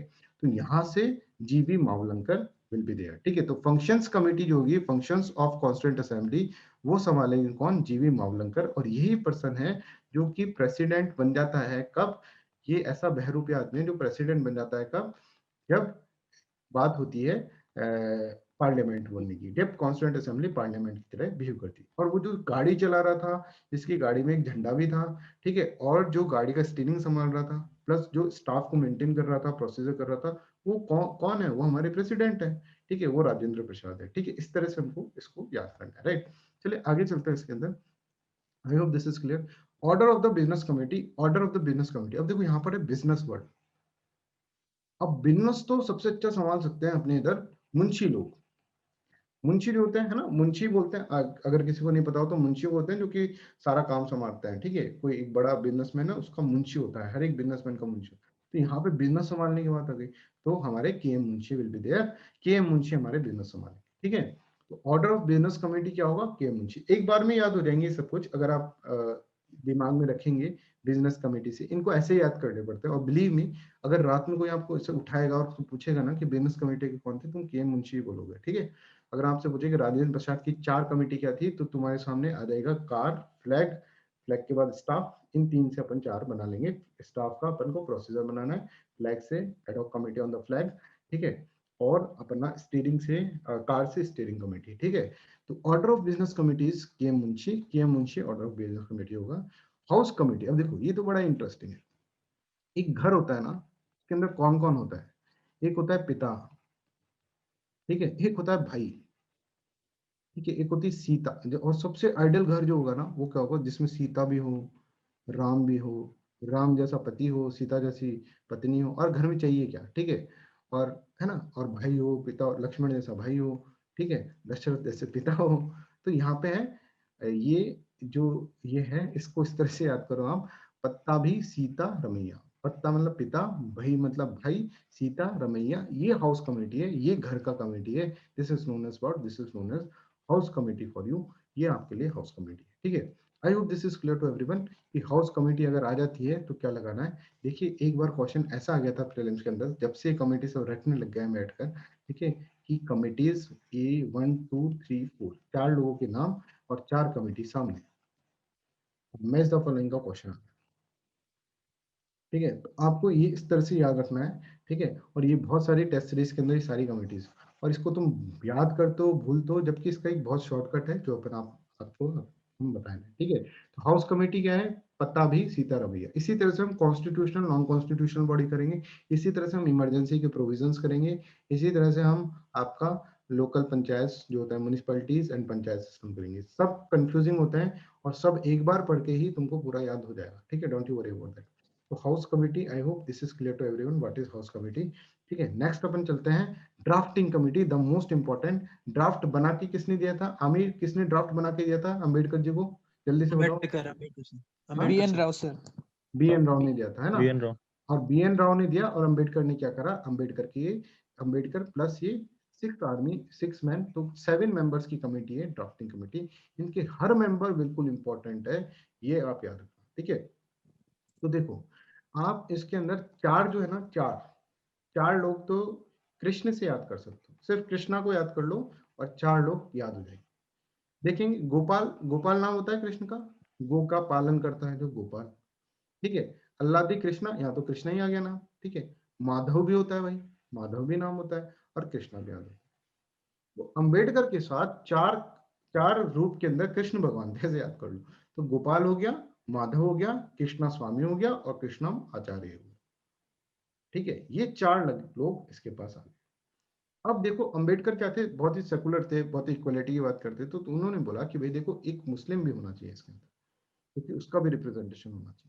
तो एक मुस्लिम और था, बस ऐसे भी याद कर लोगे ना आपको पूरा याद हो जाएगा। एक मुस्लिम और था, और थे जो मुस्लिम जो थे वो कौन थे, सैयद मोहम्मद सदाउल्लाह, ठीक है। ये पहले मुस्लिम लीग में हुआ करते थे, बाद में जब मुस्लिम लीग डिसबैंड हो गई तो ये बस आ गए, ठीक है। तो सैयद मोहम्मद सदाउल्लाह, ये आपको क्या करना है, ये याद रखना, ठीक है। वो बहुत ही सेकुलर था ड्राफ्टिंग कमेटी। एक तो कृष्ण भगवान थे, 4 प्लेसेस तो कृष्ण ने ले ली, ठीक है, वो तो उनके लिए रिजर्व हो गई। अब क्या था, अब एक ऐसा दिमाग वाला आदमी चाहिए जो कि मुंशी का काम कर सके, मतलब जो दिमाग वाला आदमी हो, ठीक है। होता है ना एक ऐसा पर्सन जिसके अंदर दिमाग, मुंशी में दिमाग होता है, तभी तो सेठ लोग मुंशी को रखेंगे अपने पास, तो मुंशी को भी अपन ने रखा। तो ये बिल्कुल याद रखो कि 7 मेंबर्स कमेटी थी, एक तो BR अम्बेडकर और 4 कृष्ण हो गए, एक गोपाल हो गए, कृष्ण और एक माधव, ठीक है। तो ये 5 हो गए, ठीक है। फिर छठा क्या हो गया, मुंशी को लाना पड़ गया, ठीक है। एक खुद एक एक जो थे वो मोमडन थे, मुस्लिम थे। मुस्लिम जो साहब थे वो कौन थे, सैयद मोहम्मद सदुल्लाह साहब, ये एक इसके अंदर ड्राफ्टिंग कमेटी हो गई, और सारी कमेटी अब आपको याद हो गई है, ठीक है। तो KM मुंशी और कहां पर थे, अगर मैं पूछूं एक एक किसी एक पर्सन से पूछूंगा, सब मत बोला करो, चारुनिका ये बताओ KM मुंशी और कौन सी कमेटी के थे,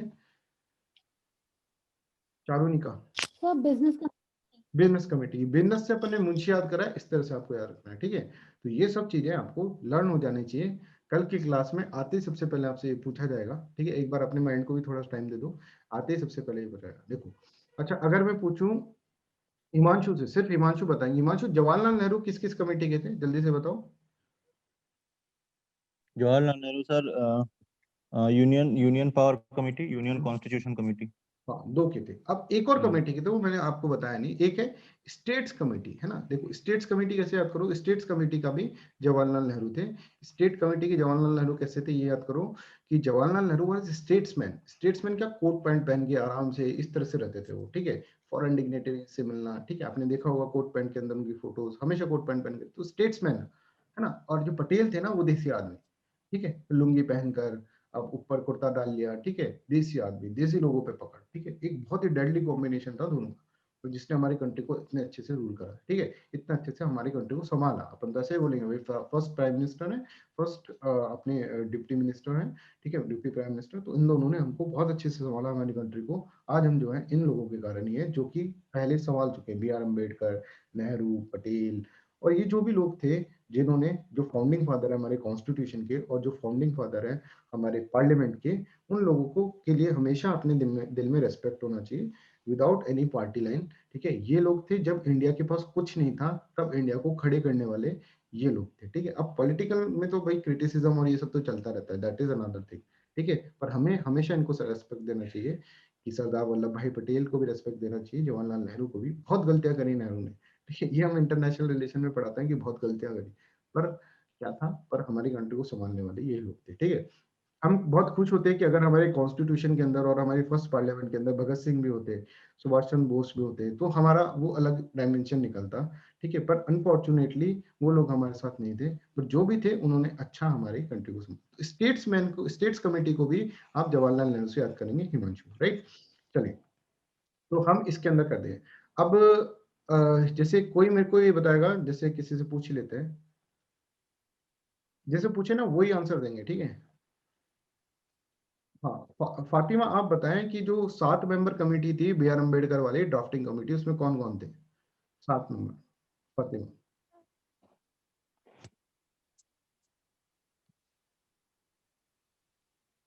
Fatima can you hear me? Hmm,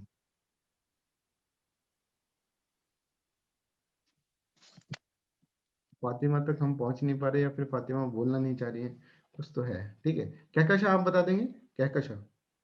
sir B R Ambedkar, K Munshi और एक सैयद, और सर 4 कृष्णा। 4 कृष्णा है, जिसमें एक माधव है, एक गोपाल है, एक 2 माधव, कृष्ण है। 2 ये सर। है ना? इस तरह से अपन को याद रखना है। ठीक है, तो आप इसके अंदर इस तरह से आपको ये याद रखनी है। ठीक है, अब क्या होता है कि अब हम देखते हैं, इसके लिए भी हमारे पास ट्रिक है। Different sources from which constitution is derived. पढ़ते हैं कि ब्रिटिश इंडिया से, लंदन से क्या लिया गया, वहां से क्या लिया गया, जर्मनी से क्या लिया गया, ये सब चीजों के पास भी ट्रिक है।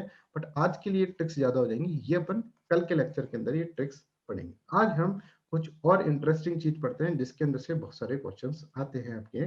Let's start with the preamble. ठीक है, प्रेम्बल खत्म होगा, उसके बाद हम ऑब्जेक्टिव रेजोल्यूशन पढ़ेंगे, उसके बाद हम पढ़ेंगे different sources from which constitution is derived. I hope अभी तक का सबको याद होगा। ठीक है, और इनमें से बहुत सारे प्रीलिम्स के क्वेश्चंस पूछे जाते हैं। ठीक है, अब देखो, आप देखेंगे कि अभी तक हम थोड़ा स्लो चल रहे थे, अब कुछ स्लो चलने लायक है ही नहीं। अब हमारे पास एक गाड़ी है जिसको हमको गियर अप करना है, और गियर अप भी ऐसे करना है कि conceptual understanding plus mugging up वाला पार्ट भी हमारा पूरा हो जाए। ठीक है, अब बहुत स्मूथली अपना पॉलिटी चलेगा, और कुछ ही दिनों में आप देखेंगे पॉलिटी आपके लिए बहुत ही इजी हो जाएगा। ठीक है, इस पॉलिटी वाले पेपर के अंदर ही हम कम से कम 800-900 क्वेश्चन तो हम ही करवा देंगे आपको, और बाकी आप कोई भी बुक उठाओ, कोई भी किताब सॉल्व करो, सारे क्वेश्चंस आपके सॉल्व होंगे। ठीक है, तो डिफरेंट सोर्सेज हम कल पढ़ते हैं। आज हम जो पढ़ेंगे that is very very important, that is your preamble. ठीक है, अब बताएंगे इंपॉर्टेंट क्यों है, किस तरह के क्वेश्चन पूछे जाते हैं, ये भी हम इसके अंदर बताएंगे। तो सबसे पहले जो होमवर्क है ना बच्चों, आज का जो होमवर्क है, घर पे आके सब इसका एक एक वर्ड याद कर लेंगे। We the people of India having solemnly resolved to constitute India into sovereign, socialist, secular, democratic republic। एक एक वर्ड जैसा का जैसा लिखा हुआ है वैसा वैसा सबको कंठस्थ होना चाहिए। कंठस्थ मतलब समझते हो क्या हो? ये आपका कंठ होता है, यहाँ पर कंठ, इसके अंदर विराजमान होना चाहिए वो, कि जब तुमसे बोले तो पहला वर्ड आपका ये निकले कि प्रेमबल क्या है, तो आप पूरा प्रेमबल सुनो। एक एक चीज आपको उसकी रटी होनी चाहिए, घूम घूम के याद करो, 50 बार लिखो, कुछ भी करो, एक एक वर्ड इस प्रेम्बल का याद होना चाहिए कि we the people of India in solemnly resolve to constitute India into sovereign, socialist, secular, democratic republic. Line से सोवरेन आया, सोशलिस्ट आया, सेकुलर आया, डेमोक्रेटिक आया, रिपब्लिक आया। जस्टिस क्या है? Socio economic political, liberty of thought जैसे expression, belief, faith and worship, equality of status and opportunities and to promote among them all. ये सब चीजें आपको इस तरह से याद होना चाहिए। फ्रेटर्निटी, अश्योरिंग डिग्री, इसको रटना है, इसको रटना है। ठीक है, कभी कभार ऐसा क्वेश्चन आ जाता है कि पहला अगर इसको सीरीज से लगाओ, सोवरेन था पहले, सोशलिस्ट था, सेकुलर था, डेमोक्रेटिक था कि रिपब्लिक था, इनको सीरीज से लगाओ, तो हम इन तीन में कंफ्यूज हो जाते हैं, सोवरेन था या पहले, या सोशलिस्ट था, या फिर सेकुलर था। ठीक है, तो देखो इसमें सबसे बड़ी स्पेलिंग किसकी है? सोवरेन की। सोवरेन की सबसे बड़ी स्पेलिंग, इसमें 9 लेटर आ रहे हैं। ठीक है, तो सोवरेन सबसे पहले था, ऐसे याद रखो, जिसकी स्पेलिंग बड़ी वो पहले आ रहा है। फिर सोशलिस्ट है, सोशलिस्ट के अंदर अगर आप देखेंगे तो इसके अंदर क्या, इसमें भी 9 ही आ रहेंगे। हाँ, इसमें भी 9 है, और इसमें शायद 9 10 है। है। नहीं, दोनों में 9 ही है यार, ये तो बना नहीं कुछ है ना। पर सोवरेन के अंदर एसओ के बाद वी देखें तो वी बाद में आता है, तो उसको पहले लिख दिया अपन ने। ठीक है, सोशलिस्ट, फिर क्या है, फिर सेकुलर। ठीक है, फिर सेकुलर आ रहा है, तो तीसरा पहले सोवरेन, सोशलिस्ट और सेकुलर, ये 3 लाइन से है। ठीक है, इनका मतलब भी हम समझाएंगे क्या होता है इनका मतलब। Democratic and Republic, this is also important. First is, next is democratic, और नेक्स्ट इज रिपब्लिक। तो इन 5 चीजों को क्या मतलब होता है, इनको हम डिटेल में आपको पढ़ाएंगे, क्योंकि इनमें से क्वेश्चंस पूछे जाते हैं। हम ये भी बताएंगे प्रेम्बल्स में से आज तक क्या क्वेश्चन पूछे गए। फिर आता है जस्टिस। कितना है justice? Socio, economic and political. तो what is economic justice, what is social justice, what is political justice, आज की क्लास में हम पढ़ेंगे डिटेल के अंदर। ठीक है, liberty of thought expression, belief, faith and worship. ठीक है, equality of status and opportunity and to promote among them all. ठीक है, fraternity, assuring the dignity of the individual and unity and integrity of nation. ठीक है, इसके अंदर कुछ words बाद में लिए हैं, कुछ पहले लिए हैं, उन सबको अपन याद कर लेंगे। In our constituent assembly this 26th day of November 1949 we hereby adopt का मतलब क्या होता है, ये भी हम देखेंगे। इनैक्ट का मतलब होता है, ये भी हम देखेंगे। And give to our constitution, give to our self to this constitution, ये हम अपने कॉन्स्टिट्यूशन के अंदर पढ़ेंगे। ठीक है, तो अब ये जो फिलोसफिकल पार्ट है प्रेम्बल, ऐसा तो आपको लगता होगा यार इसमें कुछ है नहीं, पर इसके अंदर बहुत कुछ है। ठीक है, और बिलीव मी, इनमें से बहुत क्वेश्चंस होते हैं।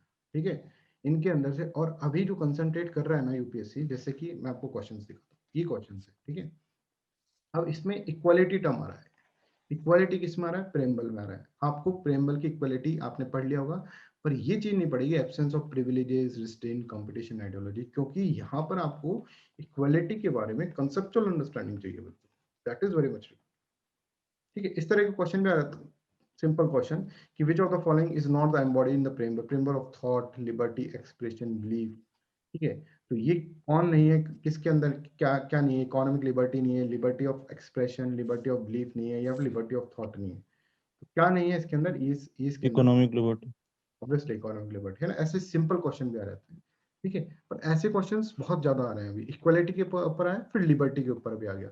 ठीक है, देखिए कौन से क्वेश्चन है इस तरह से। अभी देखिए इसने बोला which of the following reflect the nicest appropriate between the law and liberty. तो अब हम यहाँ पर कंफ्यूज, और ऐसे क्वेश्चंस आप अटेम्प्ट करने में बहुत आपको दिक्कत आती है। तो ये लिबर्टी के बारे में, तो लिबर्टी का कंसेप्ट हमको समझना पड़ेगा। Are you getting this one? Liberty का कंसेप्ट अगर आप नहीं समझेंगे तो दिक्कत आएगी आपको। ठीक है, ये सब है ना, ये फिलोसफी है। ठीक है, ये सोशो पॉलिटिकल फिलोसफी नाम का एक सब्जेक्ट होता है, उसमें भी हम पढ़ाते हैं, बट यहाँ पर आपको थोड़े शॉर्ट में पढ़ा कर जल्दी से इसको आपको बता देंगे, जिससे आपके सारे क्वेश्चन आ जाए। इस तरह के क्वेश्चन आते हैं, in this context of the polity which of the following most appropriate for the liberty, इस तरह के क्वेश्चन आ जाएंगे। तो यहाँ पर ये वाले जो क्वेश्चंस होते हैं, और ऐसे क्वेश्चंस आ सकते हैं, हो सकता है कि अगली बार डेमोक्रेसी के ऊपर क्वेश्चन आ जाए। ठीक है, जब इक्वालिटी के ऊपर क्वेश्चन आया था, हमने कहा था कि वो लिबर्टी पे आने वाला है, सब इक्वालिटी पे आ गया तो लिबर्टी पे आने वाला है, लिबर्टी पे आ गया। ठीक है, तो यहाँ से है ना, यहाँ से फिलोसफी स्टार्ट हो गई है कॉन्स्टिट्यूशन की, प्रेम्बल, फिर फंडामेंटल राइट्स, फिर फंडामेंटल ड्यूटीज, इन सबको अपन पढ़ेंगे। तो मैं आपको पहले ही बता चुका हूँ, जो हार्ड पार्ट था, जो अपन को समझने का था, बहुत ज्यादा कंसेप्चुअल था, और जिसके ऊपर दिमाग लगाना पड़ा है, जिसमें मेरे को भी काफी रिसर्च करनी पड़ी है, हर जगह से देखना पड़ा है चीजों को। ठीक है, वो जो था अपन ने पार कर लिया। अब आ गया मस्ती का पीरियड। ठीक है, अब मस्ती के अंदर हम पॉलिटी पूरी निपटा देंगे, पता भी नहीं चलेगा, सब कुछ याद रह जाएगा, सब कुछ दिमाग के अंदर फिट हो जाएगा। जैसे कह रहे हैं वैसे करो, जैसे मैंने आप तुमसे कहा कि प्रेम्बल तुम रट लो, तो रटो उसको।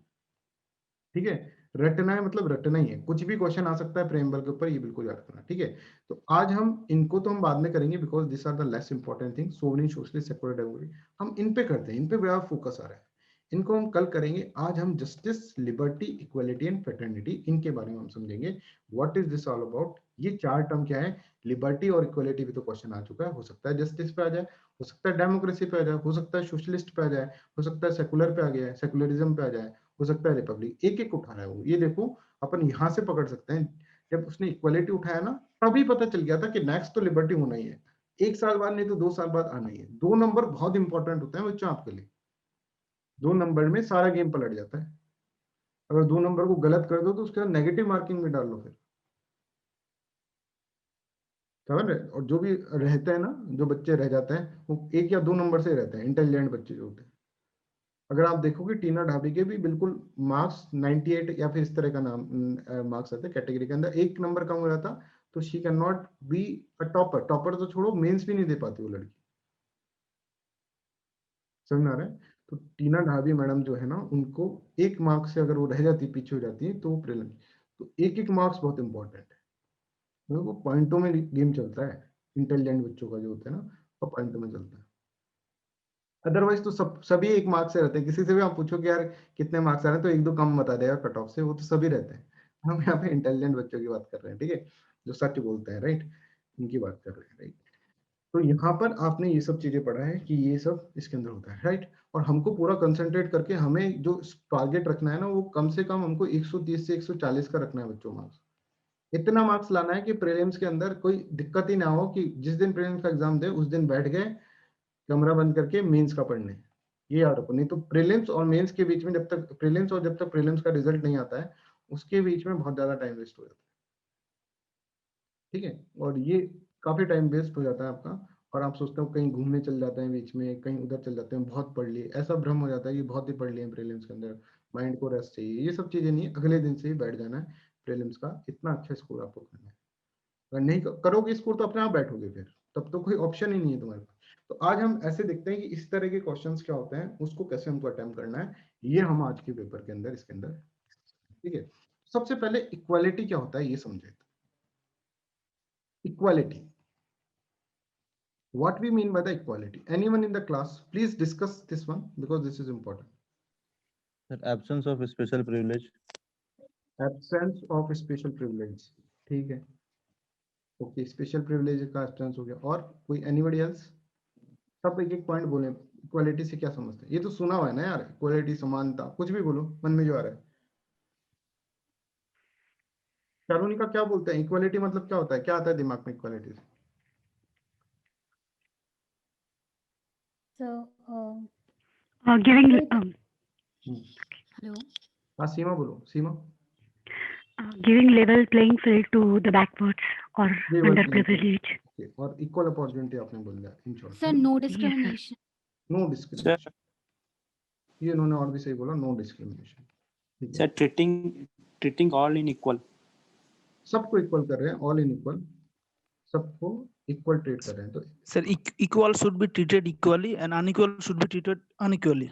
Equal should be treated equally और अनइक्वल ये कॉन्स्टिट्यूशन उठा लिया है, आर्टिकल 14 इसने बता दिया, ठीक है। और non equal be treated non, किसने कहा था, कौन बोला है? टीपू सुल्तान किसने बोला था, किस फेमस आपने मैंने तो आपसे सुना सर।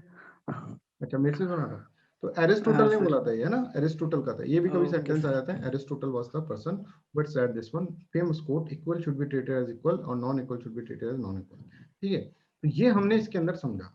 अब देखते हैं ये जिसने बोला है नो डिस्क्रिमिनेशन, आई थिंक चारुनिका ने बोला है कि नो डिस्क्रिमिनेशन नहीं, डिस्क्रिमिनेशन तो होगा पर उसके पीछे कोई लॉजिक होना चाहिए। नो डिस्क्रिमिनेशन में तो फिर आप क्या करेंगे, अभी बताएंगे। No discrimination can not be the thing, है ना। अगर आप नो डिस्क्रिमिनेशन लिखा हो ना, इक्वलिटी मींस नो डिस्क्रिमिनेशन, तो उसको टिक मत कर देना गलती से,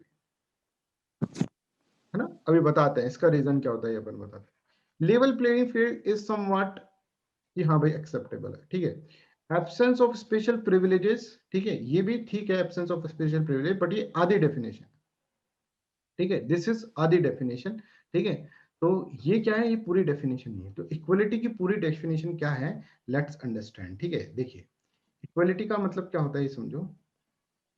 इक्वलिटी का मतलब क्या होता है कि absence of discrimination, that is right, पर absence of conventional discrimination, conventional discrimination, ठीक है। तो एब्सेंस ऑफ कन्वेंशनल, कन्वेंशनल का मतलब क्या होता है, मैन मेड डिस्क्रिमिनेशन, समझे। कि आप डिस्क्रिमिनेशन हटाना चाहते हैं, जैसे चारुनिका ने बोला नो डिस्क्रिमिनेशन, तो फिर मैन और वीमेन में डिस्क्रिमिनेशन कैसे हटाएंगे आप, ठीक है। तो नेचुरल डिस्क्रिमिनेशन तो नहीं हटा रहे हम, कि हम आप ऐसे बोले वन पॉइंट है, आप ऐसे बोले कि भाई क्या है, मछली तो तैर सकती है, मैं तो नहीं तैर सकता, तो सारी मछलियों को मार दो, ये तो बहुत बहुत तगड़ा डिस्क्रिमिनेशन कर रखा है नेचर ने, तो सारी मछली को मार दो, एब्सेंस ऑफ डिस्क्रिमिनेशन, इक्वालिटी होगी। नहीं, ये नहीं होता। Absence of conventional discrimination, man made discrimination, ठीक है। डेफिनेशन को देखो, absence of man made discrimination, man made discrimination का एब्सेंस, ठीक है। ये क्या कहता है, इसको अपन क्या बोलेंगे, इसको इक्वलिटी बोलेंगे, कि ऐसा डिस्क्रिमिनेशन जो कि मैन मेड है। अच्छा, अब मैन मेड डिस्क्रिमिनेशन, तो मुझे ये बताओ, रिजर्वेशन भी है ना, फिर भी वो हमारे कॉन्स्टिट्यूशन के अंदर है। सोच के देखो, मैन मेड डिस्क्रिमिनेशन तो ये भी है कि poor section of the society, फिर भी हम हर लॉ के अंदर अपने पुअर सेक्शन ऑफ सोसाइटी को कुछ देते हैं। मैन मेड डिस्क्रिमिनेशन तो बहुत सारी चीजें हैं बच्चों। तो एब्सेंस ऑफ कन्वेंशनल डिस्क्रिमिनेशन तो पूरा नहीं होगा, कन्वेंशनल डिस्क्रिमिनेशन तो आपने सब कुछ है। अच्छा, ऐसे कन्वेंशनल डिस्क्रिमिनेशन जो कि इररेशनल है, जो कि इलॉजिकल है, कोई लॉजिक नहीं है उसके पीछे, जो कि अनरीजनेबल है, that is known as what, that is known as what, that is known as equality. जैसे मैंने ऐसे बोला कि फीमेल्स को है ना जॉब नहीं करना चाहिए, ठीक है, फीमेल को जॉब नहीं करना चाहिए, इसके पीछे कोई रेशनैलिटी है, कोई दिमाग, बिना दिमाग की बात कह दी, कोई रेशनैलिटी। ऐसे कन्वेंशनल डिस्क्रिमिनेशन जिसके पीछे रेशनैलिटी नहीं। मैं ऐसे बोलूँ कि womens are very very emotional, तो उनको घर का काम ही संभालना चाहिए, इमोशनल एंगल से सब होता है, तो माँ बाप की सेवा करें, ये सब करें। कंपनी की मैनेजर नहीं बन सकती वे लड़की, क्यों नहीं बन सकती, क्योंकि उसमें इमोशनैलिटी है, इमोशन में बहकर कोई डिसीजन ले लेगी, कंपनी बर्बाद हो जाएगी। तो इसके पीछे कोई रेशनैलिटी नहीं है, तो ये इर्रेशनल डिस्क्रिमिनेशन है। मैं ऐसे बोलूं कि भाई ये आदमी काला दिखता है, इसलिए ये क्या है, इंफीरियर है, तो इसके अंदर क्या है, इसके अंदर इर्रेशनैलिटी है। Racial discrimination is irrational. तो ऐसा मैन मेड डिस्क्रिमिनेशन, ऐसा कन्वेंशनल डिस्क्रिमिनेशन जो हमने बनाया है बट वो इर्रेशनल, इलॉजिकल, अनरीजनेबल है, that is known as what? That is known as equality. Absence of conventional discrimination which are highly illogical, irresponsible और अनरीजनेबल और irrational, that is known as equality. इसको हम इक्वालिटी बोलेंगे, ये है equality. तो अब जैसे हम डेफिनेशन पे आते हैं, इक्वालिटी इज नॉट कि इक्वालिटी का मतलब ये नहीं है कि एब्सेंस ऑफ प्रिविलेज। प्रिविलेजेस क्या होता है ये भी हम समझेंगे कि प्रिविलेज वो एक पार्ट है इक्वालिटी का, बट उसके साथ साथ और भी चीजें हैं। इरेशनैलिटी, इलॉजिकल और इरेशनल, इलॉजिकल और अनरीजनेबल कन्वेंशनल डिस्क्रिमिनेशन को हटाना, that is known as what? That is known as equality. तो अगर ऐसे क्वेश्चन आ जाए कि equality means absence of conventional discrimination, तो भाई ये नहीं, फंसा दिया तुमने देखा मैनमेड डिस्क्रिमिनेशन, पर मैनमेड तो रिजर्वेशन भी है। रिजर्वेशन का क्या लॉजिक है इसके पीछे भाई? कुछ क्या लॉजिक है कि जो एससीज लोग होते हैं, जो दलित हैं और जो उनको क्या करा है, बहुत ज्यादा समाज ने दबा के रखा है, तो उनको वापस से मेन स्ट्रीम के अंदर लाने के अंदर आपको उनको क्या करना पड़ेगा? कुछ अफर्मेटिव एक्शंस देने पड़ेंगे। भी एक वर्ड आ गया अफर्मेटिव एक्शन, मतलब कुछ पॉजिटिव पुश आपको देना पड़ेगा उन लोगों को कि भाई तुम लोग क्या करो, लाइन से बाहर हो गए थे तो उनको वापस लाइन ऑफ डेवलपमेंट में हम डाल दें। This is known as what? This is known as rationality. इसके पीछे रेशनल है भाई, इसके पीछे लॉजिक है भाई, ये इलॉजिकल नहीं है। पुअर सोसाइटी है, गरीब लोग है, खाना नहीं देंगे तो मर जाएंगे, तो क्या करें? नेशनल फूड सिक्योरिटी एक्ट लगा दिए गरीबों के लिए। अब तुम बोलो कि भाई ये तो बहुत ज्यादा जिससे अब रिजर्वेशन में दिक्कत होती है जनरल कैटेगरी वालों को, बोलते हैं यार हाईली डिस्क्रिमिनेशन है, पर उसको हटा नहीं सकते बिकॉज उससे हमारी लड़ाई नहीं है। हमारी लड़ाई वो वाला डिस्क्रिमिनेशन जिसके पीछे लॉजिक नहीं है भाई, कि तुम लॉजिक दे रहे हो, लॉजिक काम ही नहीं कर रहा है कि वीमेन, क्योंकि वीमेन है इसलिए उसको क्या करना चाहिए, उसको काम नहीं करना चाहिए बाहर जाकर, उसको सिर्फ डोमेस्टिक वॉल्स के अंदर रहना चाहिए। This is illogical, irrational, unreasonable. तो इट कैन हैपन कि प्रीलिम्स में ऐसा क्वेश्चन आ जाए कि equality means first absence of conventional discrimination, और तुम भावना में बहकी लगा दो उसको। नहीं, कन्वेंशनल डिस्क्रिमिनेशन तो है, पर कन्वेंशनल डिस्क्रिमिनेशन भी एक दो तरह के होते हैं, तो लॉजिकल होते हैं, एक इलॉजिकल। अब हम देखते हैं अपनी डेफिनेशन क्या बन गई भाई। डेफिनेशन इसमें लिख रखा है, कॉन्स्टिट्यूशन में लिखा है equality of status and of opportunity and to promote among them all. ये हमारे कॉन्स्टिट्यूशन में लिख रखा है। तो क्या है अबॉलिशन? इक्वालिटी का मतलब क्या है? Abolition of conventional discrimination which are illogical, unreasonable and irrational in nature, that is known as what? That is known as equality. This is known as what? This is known as equality. इसको अपन equality बोलते हैं, ठीक है। तो अब हम थोड़ा सा इसके आगे बढ़ते हैं। अच्छा, किसी को डाउट है इसके अंदर इक्वालिटी की डेफिनेशन के अंदर? Anybody has any doubt? अभी हम थोड़ा सा ना इसको कंसेप्ट के अंदर घुसेंगे इक्वालिटी में, क्योंकि यहाँ से क्वेश्चन आ चुका है और दूसरा भी फ्रेम कर सकते हैं वो, ठीक है। लिबर्टी के अंदर से क्वेश्चन आ चुका है, तो इसके अंदर थोड़ा सा हमको घुसना पड़ेगा, then only we can understand the things, right. तो हम क्या समझें बच्चों, ये देखिए, हम ऐसे समझाएं कि इक्वालिटी है। अब इक्वालिटी के अंदर क्या है? इक्वालिटी के अंदर क्या होता है? इक्वालिटी डेफिनेशन हम बना रहे हैं इक्वालिटी। इसका मतलब क्या है? एब्सेंस ऑफ कुछ है, absence of conventional discrimination. conventional अब कन्वेंशनल डिस्क्रिमिनेशन बच्चों दो तरह के होते हैं, एक होते हैं मैनमेड, मतलब मैनमेड ये कन्वेंशनल, एक तो है इलॉजिकल, ठीक है, लॉजिकल। जैसे लॉजिकल का एग्जांपल अपन ने दिया, रिजर्वेशन इज लॉजिकल, उसके पीछे लॉजिक लगता है, ठीक है, रिजर्वेशन। इलॉजिकल का मतलब क्या है? जैसे जेंडर डिस्क्रिमिनेशन, जैसे रेशियल डिस्क्रिमिनेशन, ठीक है, जैसे ये चीज है, this is known as illogical. तो हमको किसके ऊपर फोकस करना है? क्या है? Absence of conventional discrimination which is what? Which is illogical. इसके ऊपर फोकस करना है हमको, इस पॉइंट पे। इधर तुमको देखना ही नहीं है, लॉजिकल तो ठीक है, लॉजिकल। तो it can be asked in the examination, भाई इक्वालिटी मींस, ऐसा आ चुका है क्वेश्चन, तो इसमें ऐसे भी equality means first absence of conventional discrimination. भावना में है, लगा दिया आंसर, हो गए, 2 नंबर गए तुम्हारे, और बड़ा कॉन्फिडेंटली लगाया, उसी वक्त बबल भी बढ़ दिया। समझो, बसा रहा है तुम्हें, कुछ चीज समझो। एब्सेंस ऑफ कन्वेंशनल डिस्क्रिमिनेशन में तो ये भी चला गया भाई, रिजर्वेशन भी चला गया तुम्हारा, रिजर्वेशन भी चला गया। तो पहले डेफिनेशन समझो क्या है? Abolition of conventional discrimination which are illogical, unreasonable and irrational in its nature. अब क्या होता है? इक्वालिटी मानने वाले हैं ना, जो इक्वालिटी मानने वाले, अब हम जनरल इक्वालिटी की बात करते हैं, हम कॉन्स्टिट्यूशन से बाहर निकले, थोड़ा जनरल इक्वालिटी के बारे में। लोग ऐसे बोलते हैं भाई देखो दो तरह की चीजें हैं, equality is divided into, can be divided into two thoughts, thought process है इक्वालिटी। एक होता है पॉजिटिव थॉट, इक्वालिटी से related positive aspect of equality, ये सब याद रखना है अपन को, पॉजिटिव एस्पेक्ट ऑफ इक्वालिटी। एक होता है नेगेटिव एस्पेक्ट ऑफ इक्वालिटी, ठीक है, दो हैं, पॉजिटिव एस्पेक्ट और negative aspect. Positive aspect of equality and negative aspect of equality, ये दो चीजें होती है, राइट। ठीक है, तो इसके अंदर हम देखते हैं पॉजिटिव एस्पेक्ट ऑफ इक्वालिटी के अंदर क्या होता है कि ये लोग क्या बोलेंगे, ये लोग क्या बोलते हैं, नेगेटिव एस्पेक्ट वाले, नेगेटिव एस्पेक्ट वाले बोलते हैं कि भाई देख एक पुअर है और एक रिच है, ठीक है, तो तुम है ना इन दोनों को एक तरह ही देखो, तुम इन दोनों को एक ही तरह देखो कि एक ही लोग हैं। ऐसा नहीं कि भाई आपने इसको क्या सब्सिडी दे दी और ये थोड़ा सा बड़ा हो गया, ऐसा मत देखो। ये पुअर है, इसकी किस्मत है, ठीक है।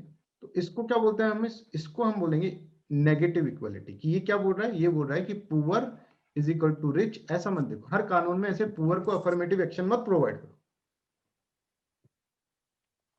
Is this clear? This is known as negative aspect of equality, which believe that कि every person, whether it is rich or poor, should be treated as negatively equal। मतलब नेगेटिव है इसके अंदर क्या है, ये अमीर आदमी ऐसे बोलेगा why you are giving subsidies to this poor person, this is highly inequality। General caste वाले बोलेगा why you are giving the reservation to the scheduled caste, this is highly inequality। तो जब वो ऐसे बोल रहे हैं कि ये inequality है, then they are following the concept of negative aspect of equality। They want कि each and every person, whether it is rich, whether it is poor, whether it is scheduled caste, whether it is general category, should be what? Should be equal। There should not be any affirmative actions, कोई affirmative actions नहीं होंगे। Negative aspect वाला ही बोलता है, बोला भाई जब अमीर लोगों को तुम कुछ नहीं दे रहे, अमीर लोगों को कुछ नहीं दे रहे, तो पुअर लोगों को भी कुछ दे रहे हो, सबको इक्वल समझो, एकदम इक्वल, कि पुअर है तो वो पुअर उसकी गलती के कारण हुई, हमारे लिए नहीं। State should not be responsible for that गलती, स्टेट को उस गलती के लिए रिस्पॉन्सिबल नहीं होना चाहिए। This is negative aspect of equality. तो हमारी कंट्री के अंदर अभी आगे क्वेश्चन पूछेंगे आपसे, पॉजिटिव एस्पेक्ट ऑफ इक्वालिटी क्या है, इसमें बोलेगा नहीं भाई हमारी आंखों में आंसू आ जाते हैं जब हम पुअर को देखते हैं, तो हम तो अफर्मेटिव एक्शन करेंगे। यहाँ पर ये बोलेंगे affirmative action should be there.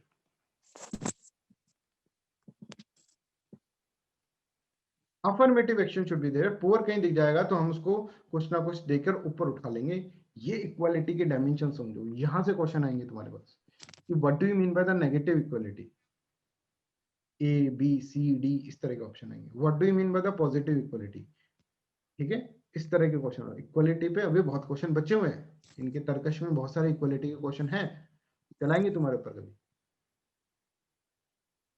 ठीक है। तो नेगेटिव एस्पेक्ट ऑफ इक्वालिटी के अंदर इससे होगा, पॉजिटिव एस्पेक्ट ऑफ इक्वालिटी में अफर्मेटिव एक्शन होगा, ठीक है।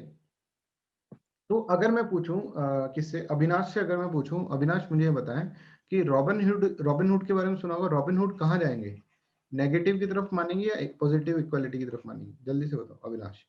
सर ये पॉजिटिव एस्पेक्ट ऑफ इक्वालिटी में तरफ से। पॉजिटिव एस्पेक्ट ऑफ इक्वालिटी, अच्छा। हमारा जो हमारा जो टैक्स सिस्टम होता है प्रोपोर्शनल टैक्स सिस्टम है, ठीक है।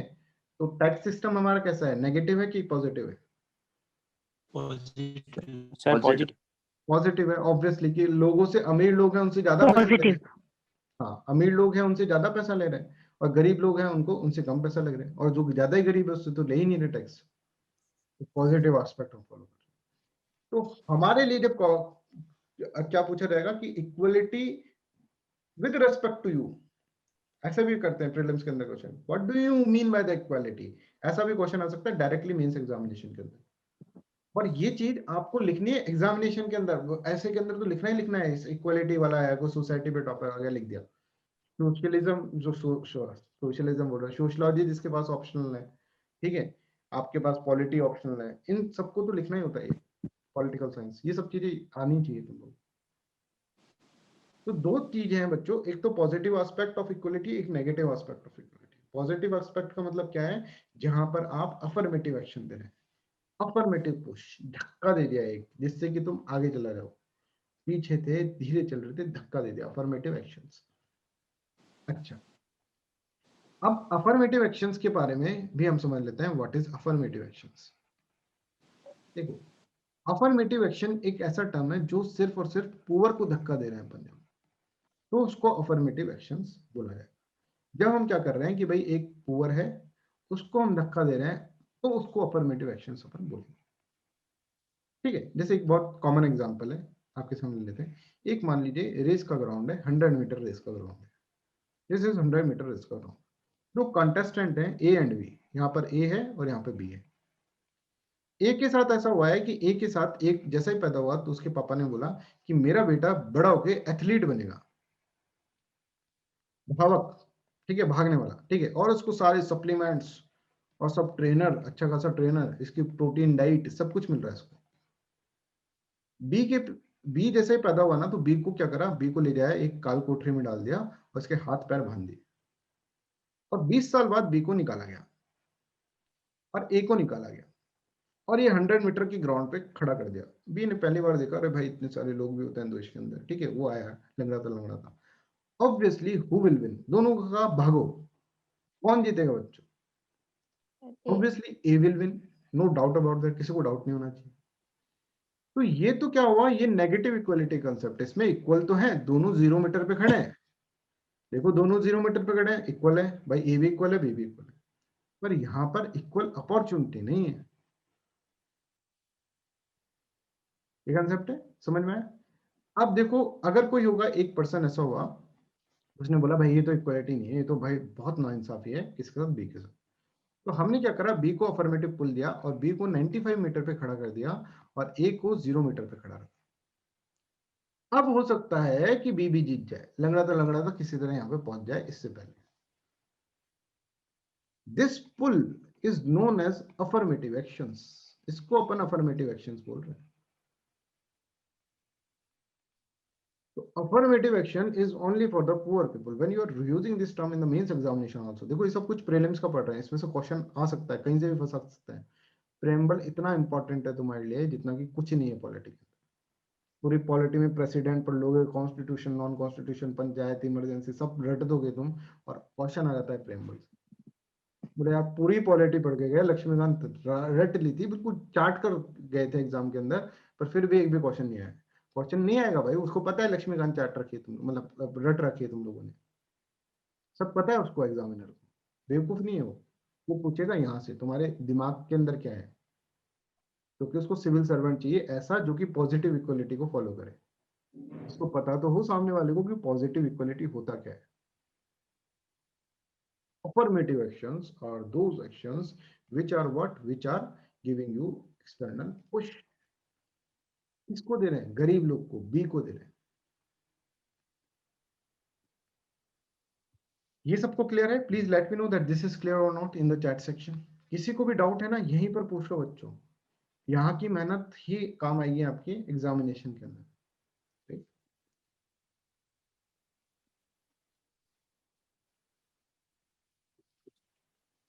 मैंने आपको बोरिंग पार्ट पहले ही पढ़ा दिया था, ठीक है, अब तो मजा आना ही है क्लास का, ठीक है। और वो इसीलिए पढ़ाया था कि बस तुमको एक बार याद है कि भाई कमर कस लेनी है, ठीक है। अब हमको आगे अच्छे से पढ़ना है ये आपको इसको। तो अफर्मेटिव एक्शन ऐसी एक टर्म है बच्चों, that is known as what, that is known as privileges. एक टर्म होती है अफर्मेटिव एक्शन, एक टर्म होती है प्रिविलेजेस।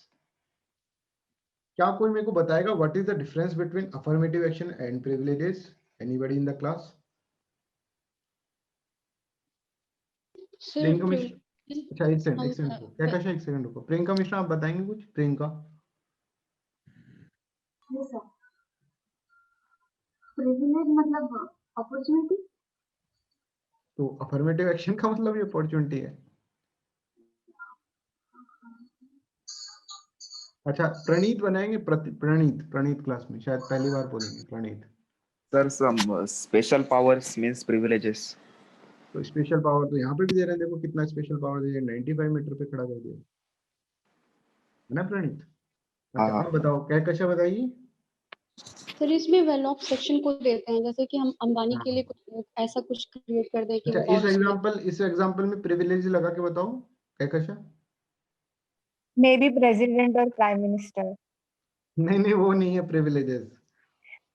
प्रिविलेज मतलब यह है कि अमीर जो सर वेल ऑफ, जैसे कि सर इसमें जो ए पर्सन है उसको कुछ और ज्यादा थोड़ा सा पुशअप कर दें, उसको कुछ उसको यहाँ बेनिफिट दे पर दें। बी की जगह कौन आ जाए, अगर ए आ जाएगा ना ये सर तो उसको क्या बोलेंगे अपन, प्रिविलेजेस बच्चों। तो प्रिविलेजेस तो भाई हटाना है हमको, अगर आप पॉजिटिव वाली बात करोगे। नेगेटिव वाले ऐसे बोलते हैं यार तुम प्रिविलेजेस भी मत दो तो अफर्मेटिव एक्शन भी मत दो, नेगेटिव वाले ऐसे बोलेंगे सबको इक्वल रखो ना भाई, प्रिविलेजेस भी मत दो और क्या दो तुम, ये भी मत दो अफर्मेटिव एक्शन में, छोड़ो बात ही खत्म। नेगेटिव मतलब जीरो, दोनों को 0 मीटर पे खड़ा कर दो।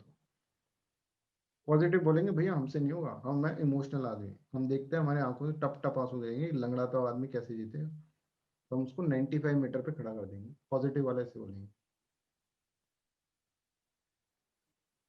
इसको क्या बोला गया, इसको अफर्मेटिव एक्शन। अगर मान लीजिए कोई ऐसा व्यक्ति आता है, ऐसा जस्टिस वाला व्यक्ति आता है जो ए को खड़ा कर देता है यहाँ पे 95 मीटर का, तो मतलब क्या होगा उसका प्रिविलेजेस। प्रिविलेजेस मतलब ऐसी अपॉर्चुनिटीज देना किसको, अमीर लोगों को। जैसे मान लो कि अगर मैं ऐसे बोलूं कि जो भी 10 लाख से ज्यादा इनकम है उसको वो टैक्स नहीं देंगे, रिग्रेसिव टैक्सेशन लगा दूंगा, तो that will come in the category of the privilege, कि मैंने उनको प्रिविलेज दे दिया। जैसे फ्रांस के अंदर प्रिविलेजेस होता था, इलीट सेक्शन था, ठीक है, उनको क्या था, उन क्लर्जिकल सेक्शन था, नोबल्स जो थे उनको क्या करना, टैक्स कम देना पड़ता था, और जो नीचे कॉमन मासेस हैं उनको ज्यादा देना पड़ता था, रिग्रेसिव टैक्सेशन, है ना। ये सब हम इकोनॉमिक्स में भी पढ़ेंगे डिटेल के अंदर, डोंट वरी अबाउट दैट। तो प्रिविलेजेस का मतलब समझा, अमीर लोगों का है भाई प्रिविलेजेस। प्रणीत समझ में आया, प्रिविलेजेस मतलब अमीर लोगों का, अफर्मेटिव एक्शन गरीब लोगों का। अमीर लोग जो पहले से अमीर है उनको और अमीरी दे दी, और तुमने प्रिविलेज दे दी। प्रिविलेज गरीब को नहीं, गरीब का काहे का प्रिविलेज भाई, गरीब के खाने के लिए रोटी नहीं, उसके पास काहे का प्रिविलेज। इसको अगर तुमने 95 मीटर पे खड़ा कर दिया तो कोई प्रिविलेज थोड़ा ना दे दिया। इसकी जिंदगी देखो 20 साल से, दे ही नहीं सकते तुम प्रिविलेज, तुमने तो बस थोड़ा सा पुश दिया है, अफर्मेटिव एक्शंस प्रोवाइड।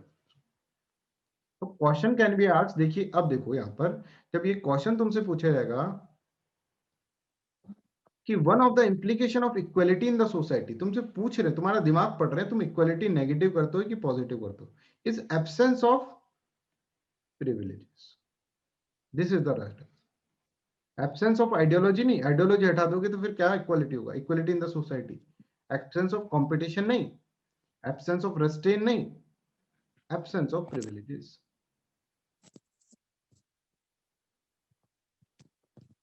तो यहाँ पे अगर तुमको प्रिविलेजेस का मतलब नहीं पता होता, अगर तुमको ये प्रिविलेजेस ऐसे पता होता कि गरीब लोगों को भी देने वाली चीज प्रिविलेज ही होती है, गड़बड़ कर देते इस क्वेश्चन में, ऐसी गहराई में उतरना पड़ेगा। समझ में आया। तो प्रिविलेज, अगर यहाँ पे अफर्मेटिव एक्शन लिखा होता ना बच्चों तो क्वेश्चन ही गलत हो जाता। अफर्मेटिव एक्शन को तो तुम हटा ही नहीं सकते। अगर ऐसा क्वेश्चन आ जाए कल, अफर्मेटिव एक्शन सेकंड प्रिविलेजेस, तो फिर आप क्या कर सकते हो, फिर प्रिविलेजेस को लगाओ, अफर्मेटिव एक्शन को मतलब है। तो ये प्रिविलेज गलत इसीलिए क्योंकि अमीर को थोड़ी ना दे दोगे तुम इक्वालिटी सोसाइटी के अंदर। अगर तुम मान लो तुमको प्रिविलेजेस का मतलब भी पता है और तुम्हारा दिमाग ऐसा चलता है यार अमीरों को ज्यादा पैसा देना चाहिए, लगा दिया तुमने, कहा कि यार क्वेश्चन अपनी जगह है, अपने आइडियोलॉजी अपनी जगह है ना, प्रिविलेजेस को सपोर्ट कर दिया मान लो तुमने, ठीक है, तो क्या होगा, वो गलत हो जाएगा। ये पढ़ रहे हैं तुम्हारे क्वेश्चन के अंदर कि आपके अंदर पढ़ रहे हैं कि आपने किस तरह से, अब ये क्वेश्चन है, ये अगर तुमको प्रेम्बल इसलिए बोल रहा हूँ, मुंह जबानी याद होना चाहिए, जो मैं बोल रहा हूँ करना पड़ेगा बच्चों सबको। कि अगर आपको ये नहीं पता होता ना, अगर रटा हुआ नहीं होता liberty of thought, expression, belief, faith and worship, ठीक है, इकोनॉमिक लिबर्टी है कि नहीं है, तो आप सोचते यार इकोनॉमिक लिबर्टी भी, वहां पे कंफ्यूजन करना ही नहीं, वहां पे हमको कंफ्यूजन क्रिएट ही नहीं करना। एक बार कंफ्यूजन क्रिएट हुआ ना बच्चों तो फिर पाइल अप होगा, फिर कंफ्यूजन, फिर तुमको कोई नहीं रोक पाएगा कंफ्यूज होने से, अगला क्वेश्चन भी गलत हो जाएगा। तो जो चीज रटनी है वो रटो, नहीं रटी जाती मेरे को बता दो। जैसे अपन ने कमिटीज रटने की थी, उसमें कोई कंसेप्ट नहीं थी, रट लिए। अगर मैं आनंदिता से बोलूं, आनंदिता हाउस कमेटी में कौन कौन थे बताओ, तो बता पाएगी आनंदिता? हाउस कमेटी में ना वो कुछ बड़ा नाम था, कृष्णा नहीं सॉरी राम सीता कुछ हाँ, तो। बस इतना भी याद आ गया ना, राम सीता याद आ गया तो तुमने लगा दिया टिक। हाउस मतलब घर, घर का मतलब राम सीता, बस हो गया। बिजनेस कमेटी, मुंशी, कितना इजी है याद करना। थोड़ा सा आप स्टोरी की तरफ जाओगे, जैसे आमिर से पूछूं, आमिर राजेंद्र प्रसाद की 4 कमेटी बता दो भैया। आमिर स्टोरी के साथ। आमिर की तो आवाज ही नहीं आती है। जम्मू कश्मीर में रहते हैं आमिर, तो उनकी आवाज नहीं आती हमें। चारों का बता, चारों कमिटीज, चारों का बताएंगे। सर राजेंद्र प्रसाद ने कमेटी में पहले हमने स्टाफ देखा था, उसमें खूब सारे मेंबर्स, तो वहां से staff committee, finance and staff committee आ गई। फिर हमने एक कार देखी थी और कार में एक फ्लैग था, तो कार के अंदर स्टीयरिंग होती है, तो स्टीयरिंग कमेटी, और जो फ्लैग है उसके लिए फ्लैग कमेटी, और उन जो स्टाफ थे उनके लिए जो रिफॉर्म्स बनाए गए, मतलब जो रूल्स एंड रेगुलेशन, वो प्रोसेसर हो गया। बस सो सिंपल, कहाँ रखने की कोशिश करो, बस स्टोरी बना के याद कर लो। राजेंद्र प्रसाद खाली सबसे पहले दिमाग में आएगा प्रेसिडेंट, खाली आदमी बैठा है, चल भाई स्टाफ संभाल ले, ड्राइवर बन जा, ड्राइवर में बन जाएगा, कार याद आ जाएगी, कार आपको याद आ जाएगी, झंडा लगा हुआ है कार के अंदर, और फिर क्या होगा, स्टाफ को संभाल ले, बस ये हो गया, खत्म काम। Munshi, house committee, house committee पिता है, सीता है, राम है, और क्या है, आपका भाई है। ऐसे याद करना। पर जो कंसेप्ट है इसको तुम रख नहीं सकते प्रिविलेजेस वालों, इसको कंसेप्चुअल ही चलना पड़ेगा, ठीक है। इसके अंदर आपको वो एग्जांपल ही याद रखना पड़ेगा जो मैंने आपको अभी बताया था, ठीक है। तो हम ये समझ गए, देखो कि नेगेटिव वाला ऐसा बोलेगा कि भाई ए और बी दोनों 0 मीटर पे खड़े होंगे, दैट इज नेगेटिव वाला। पॉजिटिव वाला से बोलेगा नहीं, बी को 95 पे करो भाई, ना इंसाफी इसका। यहां से this is known as what, equality of opportunity, equality of opportunity. अब अपॉर्चुनिटी दोनों के पास इक्वल है, दोनों के पास इक्वल अपॉर्चुनिटी है, that is known as what, that is known as your positive equality. Negative equality, A और बी दोनों 0 मीटर पे। प्रिविलेजेस माने क्या है, अरे भाई ए को खड़ा कर दिया यहाँ पे, लो बी ऐसे बोल रहा था, अरे भाई क्या जरूरत थी, वैसे लंगड़ा लंगड़ा के तुमने पहले ए को खड़ा कर दिया, ठीक है। तो ये है प्रिविलेजेस। आ गया ना क्वेश्चन प्रिविलेजेस पे। अब नहीं होता तो फिर नहीं हो पाता। अफर्मेटिव एक्शन क्या है, अफर्मेटिव एक्शन जब बी को आपने 95 मीटर, ये आपको याद रखना है, व्हाट इज इक्वालिटी। तो इक्वालिटी के अंदर हमने देखा, equality is divided into positive. Positive को बड़ा इसलिए लिखा है जिससे कि आपको याद रहे कि हमको पॉजिटिव फॉलो करना है। अब वो बोलेंगे what according to you is equality, ऐसे पूछेंगे, तुम्हारा दिमाग पढ़ेंगे। फिर दे देंगे नेगेटिव इक्वालिटी का भी एग्जांपल, और ये होगा नेगेटिव इक्वालिटी, ठीक है। नेगेटिव इक्वालिटी मानी 0 और दोनों को 0 पे खड़ा। अच्छा, अब मुझे ये बताओ, अब ये क्वेश्चन बताना तो मुझे कि यहाँ पर ए और बी खड़े हैं। ए को पता है, तुम ए तो बहुत ही ज्यादा वेल ऑफ फैमिली से है, बी है उस वो यहाँ पे खड़े हैं, ठीक है। अब मुझे आंसर क्या क्वेश्चन बताइए, अगर मान लो बी को मैं 95 मीटर पे खड़ा करूंगा, तो सोसाइटी के अंदर ये काम कौन करता है, क्या क्वेश्चन, बी को 95 मीटर पे खड़ा कर देगा, कौन करेगा ये काम? स्टेट। स्टेट करेगा, है ना। स्टेट को, अगर स्टेट मान लो A is powerful then the state, अगर मान लो ए पावरफुल है स्टेट से, तो क्या ए करने देगा बच्चों काम? बताओ क्या नहीं करना। स्टेट को है ना, हमको ज्यादा पावर देनी पड़ेगी इस वाले सिस्टम के अंदर, पॉजिटिव इक्वालिटी में। State should be more powerful, powerful state होना चाहिए कि जो ए को कहे कि भाई तू, अगर मान लो स्टेट ऐसा होता है बिल्कुल जिसके पास पावर ही नहीं है, कुछ लिमिटेड पावर है स्टेट के पास, तो ए बोलेगा भाई स्टेट तू भी आ जा, कि तेरे भी 1-2 टांगे तोड़ देता हूँ मैं, ये ऐसे करने लग जाएगा। तो स्टेट को पावरफुल होना चाहिए, state should be powerful state, then only state can put B at 95। तो हम ये यहाँ पे देखो, पॉजिटिव जो इक्वालिटी होगा उसके लिए जो बंदा होगा जो उसको 95 मीटर पे खड़ा करेगा ना, that should be state. Obviously society में स्टेट ही करेगा, ठीक है। वो स्टेट जो होगा ना, दैट इज पावरफुल स्टेट बच्चों, और that is known as welfare state. Welfare state, that is known as egalitarian state. अब इगैलिटेरियन और वेलफेयर में भी अंतर होता है, पर वो इतना तुम्हारे काम का नहीं है, ठीक है। That is known as welfare state, that is known as egalitarian state, ये वेलफेयर का। अब यहाँ पर आ जाओ, दूसरी साइड आ जाओ, दूसरी साइड बताओ कि अब इस स्टेट के पास क्या होनी चाहिए, सारी पावर होनी चाहिए कि तुमको सिक्योरिटी पे पावर प्रोवाइड करें, सोशो इकोनॉमिक राइट सब कुछ प्रोवाइड करें, इसके पास इतना पावर होना चाहिए। कॉन्स्टिट्यूशन में लिख रखा हो state can do this one, state can do this one, ये सब चीजें पावर तुमको दे रहा है। यहाँ पर क्या होता है, यहाँ से ए और बी जब 0 मीटर पे खड़े हैं ना, तो यहाँ की स्टेट होगी ना बहुत पावरलेस होगी स्टेट, काम की नहीं है स्टेट, यहाँ पावरलेस है। देखो स्टेट के 2 फंक्शन होते हैं, एक तो तुमको सोशो इकोनॉमिक राइट प्रोवाइड करें और पॉलिटिकल राइट प्रोवाइड करें, और एक काम होता है तुमको सिक्योरिटी प्रोवाइड, ठीक है, दो काम होते हैं स्टेट के कि सोशो इकोनॉमिक राइट मतलब कहीं गरीबी वरीबी दिखी तो अफर्मेटिव एक्शन दीजिए, socio economic right. Political rights क्या होता है? पॉलिटिकल अधिकार ये होते हैं कि आपको सबको पार्टिसिपेट करने का अधिकार है political affair of the state के अंदर। सब वोट देने जाओगे, ऐसा नहीं कि किसी के गेट के आगे 2 जने खड़े हो गए कि वोट देने नहीं जाने देंगे तुम्हें। सब कंटेस्ट कर सकते हो इलेक्शन के अंदर, पार्टिसिपेंट बन सकते हो इलेक्शन के अंदर, कंटेस्टेंट बन सकते हो इलेक्शन के अंदर, ठीक है ना। तो ये होता है पॉलिटिकल राइट। तो सोशल इकोनॉमिक और पॉलिटिकल राइट्स दे स्टेट, और दूसरा तुमको सिक्योरिटी प्रोवाइड। यहाँ वाली स्टेट से ऐसे बोलेंगे कि भाई तुम्हारे पर काटने पड़ेंगे, नहीं तो तुम क्या करोगे, इसकी तरह बिहेव करोगे। हम ए और जी को एक ही इसके ऊपर रखना चाहते हैं। तो यहाँ पे state is known as limited state which have only the power, एक ही पावर है इनका। क्या पावर है इनके पास? इनके पास एक ही पावर है, क्या? कि तुम क्या करो, सिक्योरिटी प्रोवाइड करो, बाकी का काम हम देख लेंगे। मतलब social economic right, political rights, ये अपने हिसाब से हो जाएगा सिस्टम, जिसमें जितनी कैपेबिलिटी उतना उसका पॉलिटिकल इक्वालिटी, जिसमें जितना कैपेबिलिटी और एबिलिटी उतना उसके पास सोशल इकोनॉमिक राइट, उतना उसके पास लैंड का टुकड़ा, जमीन का टुकड़ा, उतना उनका कंट्रोल सोसाइटी हो। तो ये जो सिस्टम जाएगा ना, ये जाएगा हमारा फ्री मार्केट इकोनॉमी पे। तो आपसे ये भी पूछ सकते हैं, negative equality will leads to the free market economy, ऐसा क्वेश्चन बना सकते हैं वो बिल्कुल। उनको बस तुमको ये पकड़वाना है कि तुम लोग क्या बिलीव करते हो, तुम लोग नेगेटिव इक्वालिटी पे बिलीव करते हो कि पॉजिटिव इक्वालिटी पे। तो इसके लिए तुमको नेगेटिव इक्वालिटी और पॉजिटिव इक्वालिटी का कॉन्सेप्ट आना चाहिए, ठीक है। तो negative equality will leads towards the limited state, जिसका काम क्या है, सिर्फ सिक्योरिटी प्रोवाइड करना है। ये स्टेट क्या है, चौकीदार की भूमिका निभा रहा है। तो जब नरेंद्र मोदी जी ने बोला था कि मैं चौकीदार हूं, ठीक है, उनका मतलब यही था कि मैं चौकीदार हूं, मतलब मैं सिर्फ तुमको सिक्योरिटी प्रोवाइड करूंगा, सोशो इकोनॉमिक राइट्स तुम ले लो अपना आप, ठीक है। मैं सिर्फ जो अमीर लोग हैं उनकी प्रॉपर्टी को सेव करूंगा। बस मजाक के लिए बोल रहे हैं, कोई भी भक्त ऑफेंड हुआ हो तो प्लीज डोंट ऑफेंड, बताने के लिए बोल रहे हैं। और चौकीदार को इंग्लिश में बोलते हैं नाइट वॉचमैन। तो this is known as what, night watchman state. Negative equality will leads towards what, night watchman state. Police state, जो तुमको सोशल इकोनॉमिक राइट नहीं पड़े, वो कहेगा बी को मैं 95 मीटर पे खड़ा ही नहीं कर सकता, कॉन्स्टिट्यूशन ने मेरे को अधिकार नहीं दी। बी का दम है तो वो जीत के दिखा दे रेस।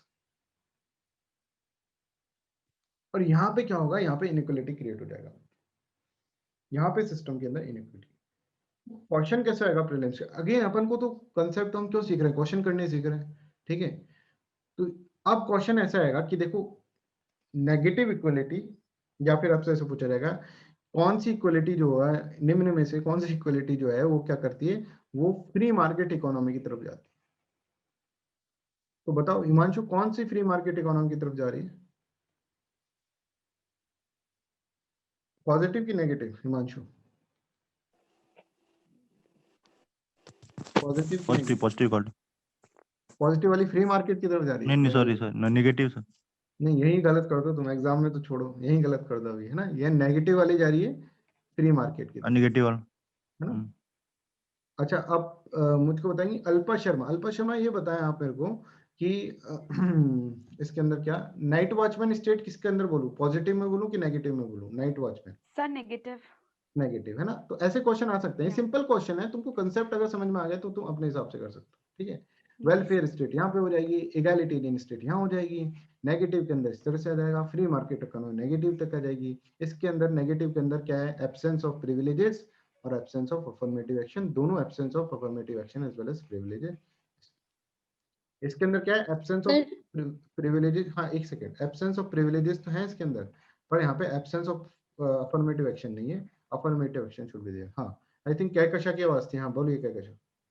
सर हम कॉम्बिनेशन ऑफ बोथ यूज करते हैं ना, इक्वालिटी बिफोर लॉ एंड वो अपॉर्चुनिटी वाला दोनों यूज करते हैं ना, नेगेटिव एंड पॉजिटिव। वो आर्टिकल 14 के अंदर बताता हूँ, अभी नहीं बताऊंगा वो मैं तुमको, वो हम करते पॉजिटिव ही है, बताते हैं वो आर्टिकल 14 के अंदर बताते हैं, ठीक है कैकशा। Yes sir. करेंगे, हमको पॉजिटिव ही करनी है भाई, कभी ऐसे मत लिखिए ना कि नेगेटिव करेंगे, वो क्या चीज है वो हम बताएंगे आपको, राइट। बस अभी आपके लिए बोल रहे हैं क्या कशा, क्योंकि आपने क्वेश्चन पूछा है तो आपको ये पता ही होगा आर्टिकल 14 के अंदर क्या यस है। सर, अगर मान लीजिए यस सर, उसमें लॉ बनाते हैं हम, क्या कशा से पूछ रहे हैं क्वेश्चन, अगर हम कानून बनाते हैं क्या कशा, तो अगर हम दोनों को फॉलो कर रहे होते हैं, ठीक है, तो फिर उसके अंदर हम जैसे RTE एक्ट बनाए, राइट टू एजुकेशन एक्ट, तो उसके अंदर तो फिर गरीब लोगों के लिए 25% सीट रिजर्व कर ही नहीं सकते थे।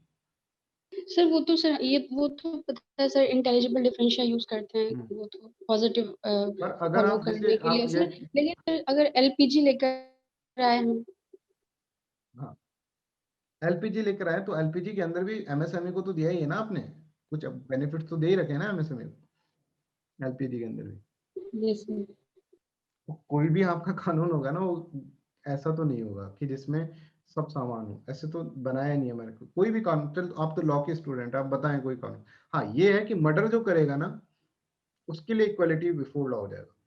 सर उसमें भी तो सर देखते हैं अगर कोई बच्चा, क्योंकि सर क्रिमिनल ऑफिस हाँ में तो ऑब्वियसली मेंस्ट्रिया काउंट जुवेनाइल करता है, जस्टिस एक्ट है अपने पास, जुवेनाइल जस्टिस एंड मेंस्ट्रिया भी काउंट करेगा। अगर वो भी मैंने है, मैच स्टिक बिल्कुल बिल्कुल ले लिया और मेरा कोई इंटेंशन नहीं है तो मैंने वहां पे आग नहीं बिल्कुल लगाई। बिल्कुल।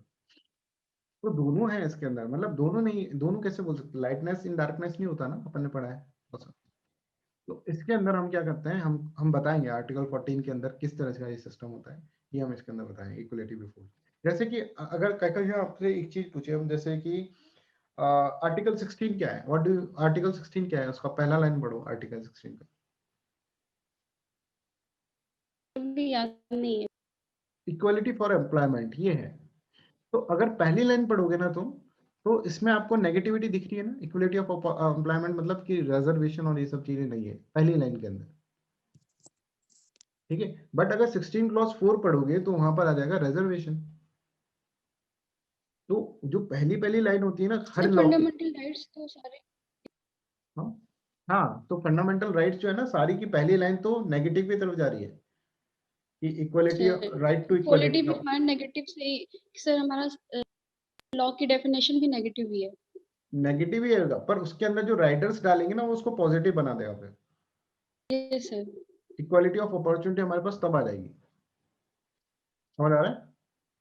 ये अपन फंडामेंटल राइट्स में यही पढ़ना है अपन को। एक्चुअली हम लोगों का क्या है, बेसिक अभी फंडामेंटल राइट्स का क्लियर नहीं है, इसलिए मैं सबको नहीं बता सकता, पर कहकर आपको समझ में आ गया होगा व्हाट आई वांट टू से, यस सर। ठीक है। चलिए तो पॉजिटिव इक्वलिटी के अंदर ये देखिए, पॉजिटिव इक्वलिटी का मतलब क्या है। अच्छा मुझे ये बताओ कि पॉजिटिव और नेगेटिव इक्वलिटी में अगर आपसे कोई ऐसे पूछ ले कि विच इज डायनामिक कॉन्सेप्ट और विच इज स्टैटिक कॉन्सेप्ट, तो कोई बताओ मुझे, पॉजिटिव डायनामिक है कि नेगेटिव डायनामिक है? Positive sir. Positive dynamic. Positive dynamic बोल रहे हैं टीपू और हिमांशु, ठीक है। और कोई पॉजिटिव। कोई नेगेटिव वाला भी आओ, किसी के दिमाग में नेगेटिव आ रहा हो तो देखो क्यों। अच्छा आनंदिता ये बताओ क्यों पॉजिटिव डायनामिक है, आनंदिता? क्योंकि मतलब ऐसे स्टेट लोग ऐसे नए नए रूल्स निकाल के ऐसे मतलब, हाँ मतलब इसमें चेंज हो सकता है ना कि आप रिजर्वेशन कितने दे रहे हो, 40% दे रहे हो, 30% दे रहे हो, इसमें वैसे change उसमें टैक्स में भी चेंज हो सकता है, जैसे मतलब हाँ कितना टैक्स देना है क्या। हाँ, कितना देना है नहीं देना है, चेंज हो सकता है। नेगेटिव में तो भाई इसने साफ साफ बोल दिया, ना तुमको एब्सेंस, ना तुमको प्रिविलेजेस चाहिए ना हमको, और ना ही हमको क्या चाहिए, प्रिविलेजेस चाहिए, और ना ही हमको अफर्मेटिव एक्शन चाहिए। बस इसका तो स्टैटिक हो गया ना, ये तो कुछ भी नहीं। इसमें कुछ है, अब कुछ कितना है वो उसको डायनेमिक बना दे। टैक्सेशन कितना है कि कितना देना है कितना नहीं देना, वो उसको डायनेमिक बना देगा। बी को 95 में खड़ा करना है कि 90 पे खड़ा करना है कि 89 पे खड़ा करना है, वो उसको डायनेमिक बना देगा। दैट इज इक्वालिटी, ठीक है। तो देखो पॉजिटिव, आज का जो डिस्कशन हो रहा है, आज का और कल का डिस्कशन, उसमें से एक क्वेश्चन पक्का आना है, ठीक है। ये देखना है 2 मार्क्स का तुम्हारा आज और कल के अंदर पढ़ लेंगे अपन, ठीक है। तो पॉजिटिव इक्वलिटी क्या है, availability of opportunity so that each and every section of the society has equal chance to develop themselves at the fullest. It is dynamic concept, it is relative, क्योंकि 90 पे खड़ा करना है, 95 पे करना है, 20 पे खड़ा करना है, that's why it is relative, leads to egalitarian society और welfaristic society. That is known as what, that is known as positive equality, ठीक है। नेगेटिव इक्वालिटी मतलब एब्सेंस ऑफ प्रिविलेजेस, ठीक है। पर इसके अंदर एब्सेंस ऑफ प्रिविलेजेस के साथ साथ अफर्मेटिव एक्शंस भी क्या है, हटा दिए, ठीक है। प्रिविलेजेस नहीं होंगे तो अफर्मेटिव एक्शंस भी नहीं होंगे। It is static concept and absolute concept, ठीक है। इसको कैपिटलिस्ट इकोनॉमी के अंदर होता है police state, night watchman state, और इसको लेजेस फेरे बोलते हैं। लेजेस फेरे का मतलब क्या होता है, कोई बताएगा? फ्रेंच टर्म है, इसका मतलब क्या होता है? एनीबॉडी? Free market sir. नहीं, फ्री मार्केट नहीं होता। इस टर्म का मतलब क्या है? Non interference by state. हाँ, लीव अस अलोन है। अगर इसका देखिए ना, लीव अस अलोन, कि हमको अकेला छोड़ दो। किसको बोल रहे हैं? स्टेट को बोल रहे हैं। स्टेट State वालों, हमको अकेला छोड़ दो सोशियो इकोनॉमिक राइट्स के अंदर। तुम मत आओ जबरदस्ती ए और बी के बीच में, तुम बी को लाके 95 मीटर पे खड़ा मत करो, हमको अकेला छोड़ दो, ए और बी को अकेला छोड़ दो, they will decide bye their own. ठीक है, so I hope this is clear and it will leads to a negative equality will leads toward the market economy की तरफ ये चली जाएगी, राइट? तो हाँ, तो अब हम पढ़ेंगे लिबर्टी के बारे में। लिबर्टी क्या होता है? तो इक्वालिटी में यहाँ से बाहर कोई क्वेश्चन नहीं आएगा। अब इक्वालिटी पे कोई भी क्वेश्चन आता है ना, तो तुम उसको अटेम्प्ट कर सकते हो, पर please keep in this mind, negative equality को सपोर्ट मत देना कर देना, बिकॉज तुम्हारा कॉन्स्टिट्यूशन नहीं करता, बिकॉज तुम्हारी गवर्नमेंट नहीं करे। अमेरिका में बैठ के होते और अमेरिका का पीएससी एग्जामिनेशन दे रहे होते, एपीएससी एग्जामिनेशन, तो उसके अंदर तुम कर सकते हो नेगेटिव इक्वालिटी को सपोर्ट, क्योंकि वहां पे नाइट वॉचमैन स्टेट है, वहां पे कैपिटलिस्ट इकोनॉमी है, ठीक है, वहां पे पुलिस स्टेट है, वहां पे स्टेट के अंदर ज्यादा पावर नहीं होती कि वो इंटरफेयर करे।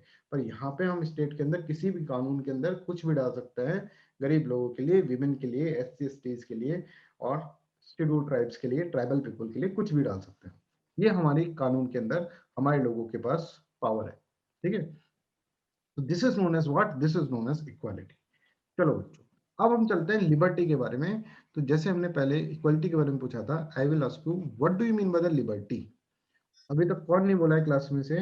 उसको मैं पकड़ता हूँ। विकास नागर, विकास आप बताएंगे what do you mean by the liberty? Liberty का मतलब क्या है? विकास,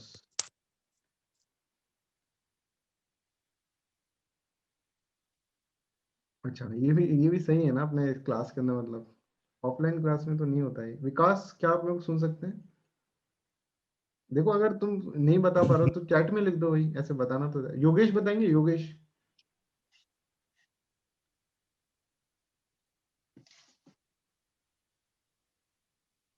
योगेश, यस योगेश। अनुषा सर बताएंगे? आजादी। हाँ योगेश बताएं प्लीज। हाँ योगेश। जी सर, आजादी होना सर, फ्री होना।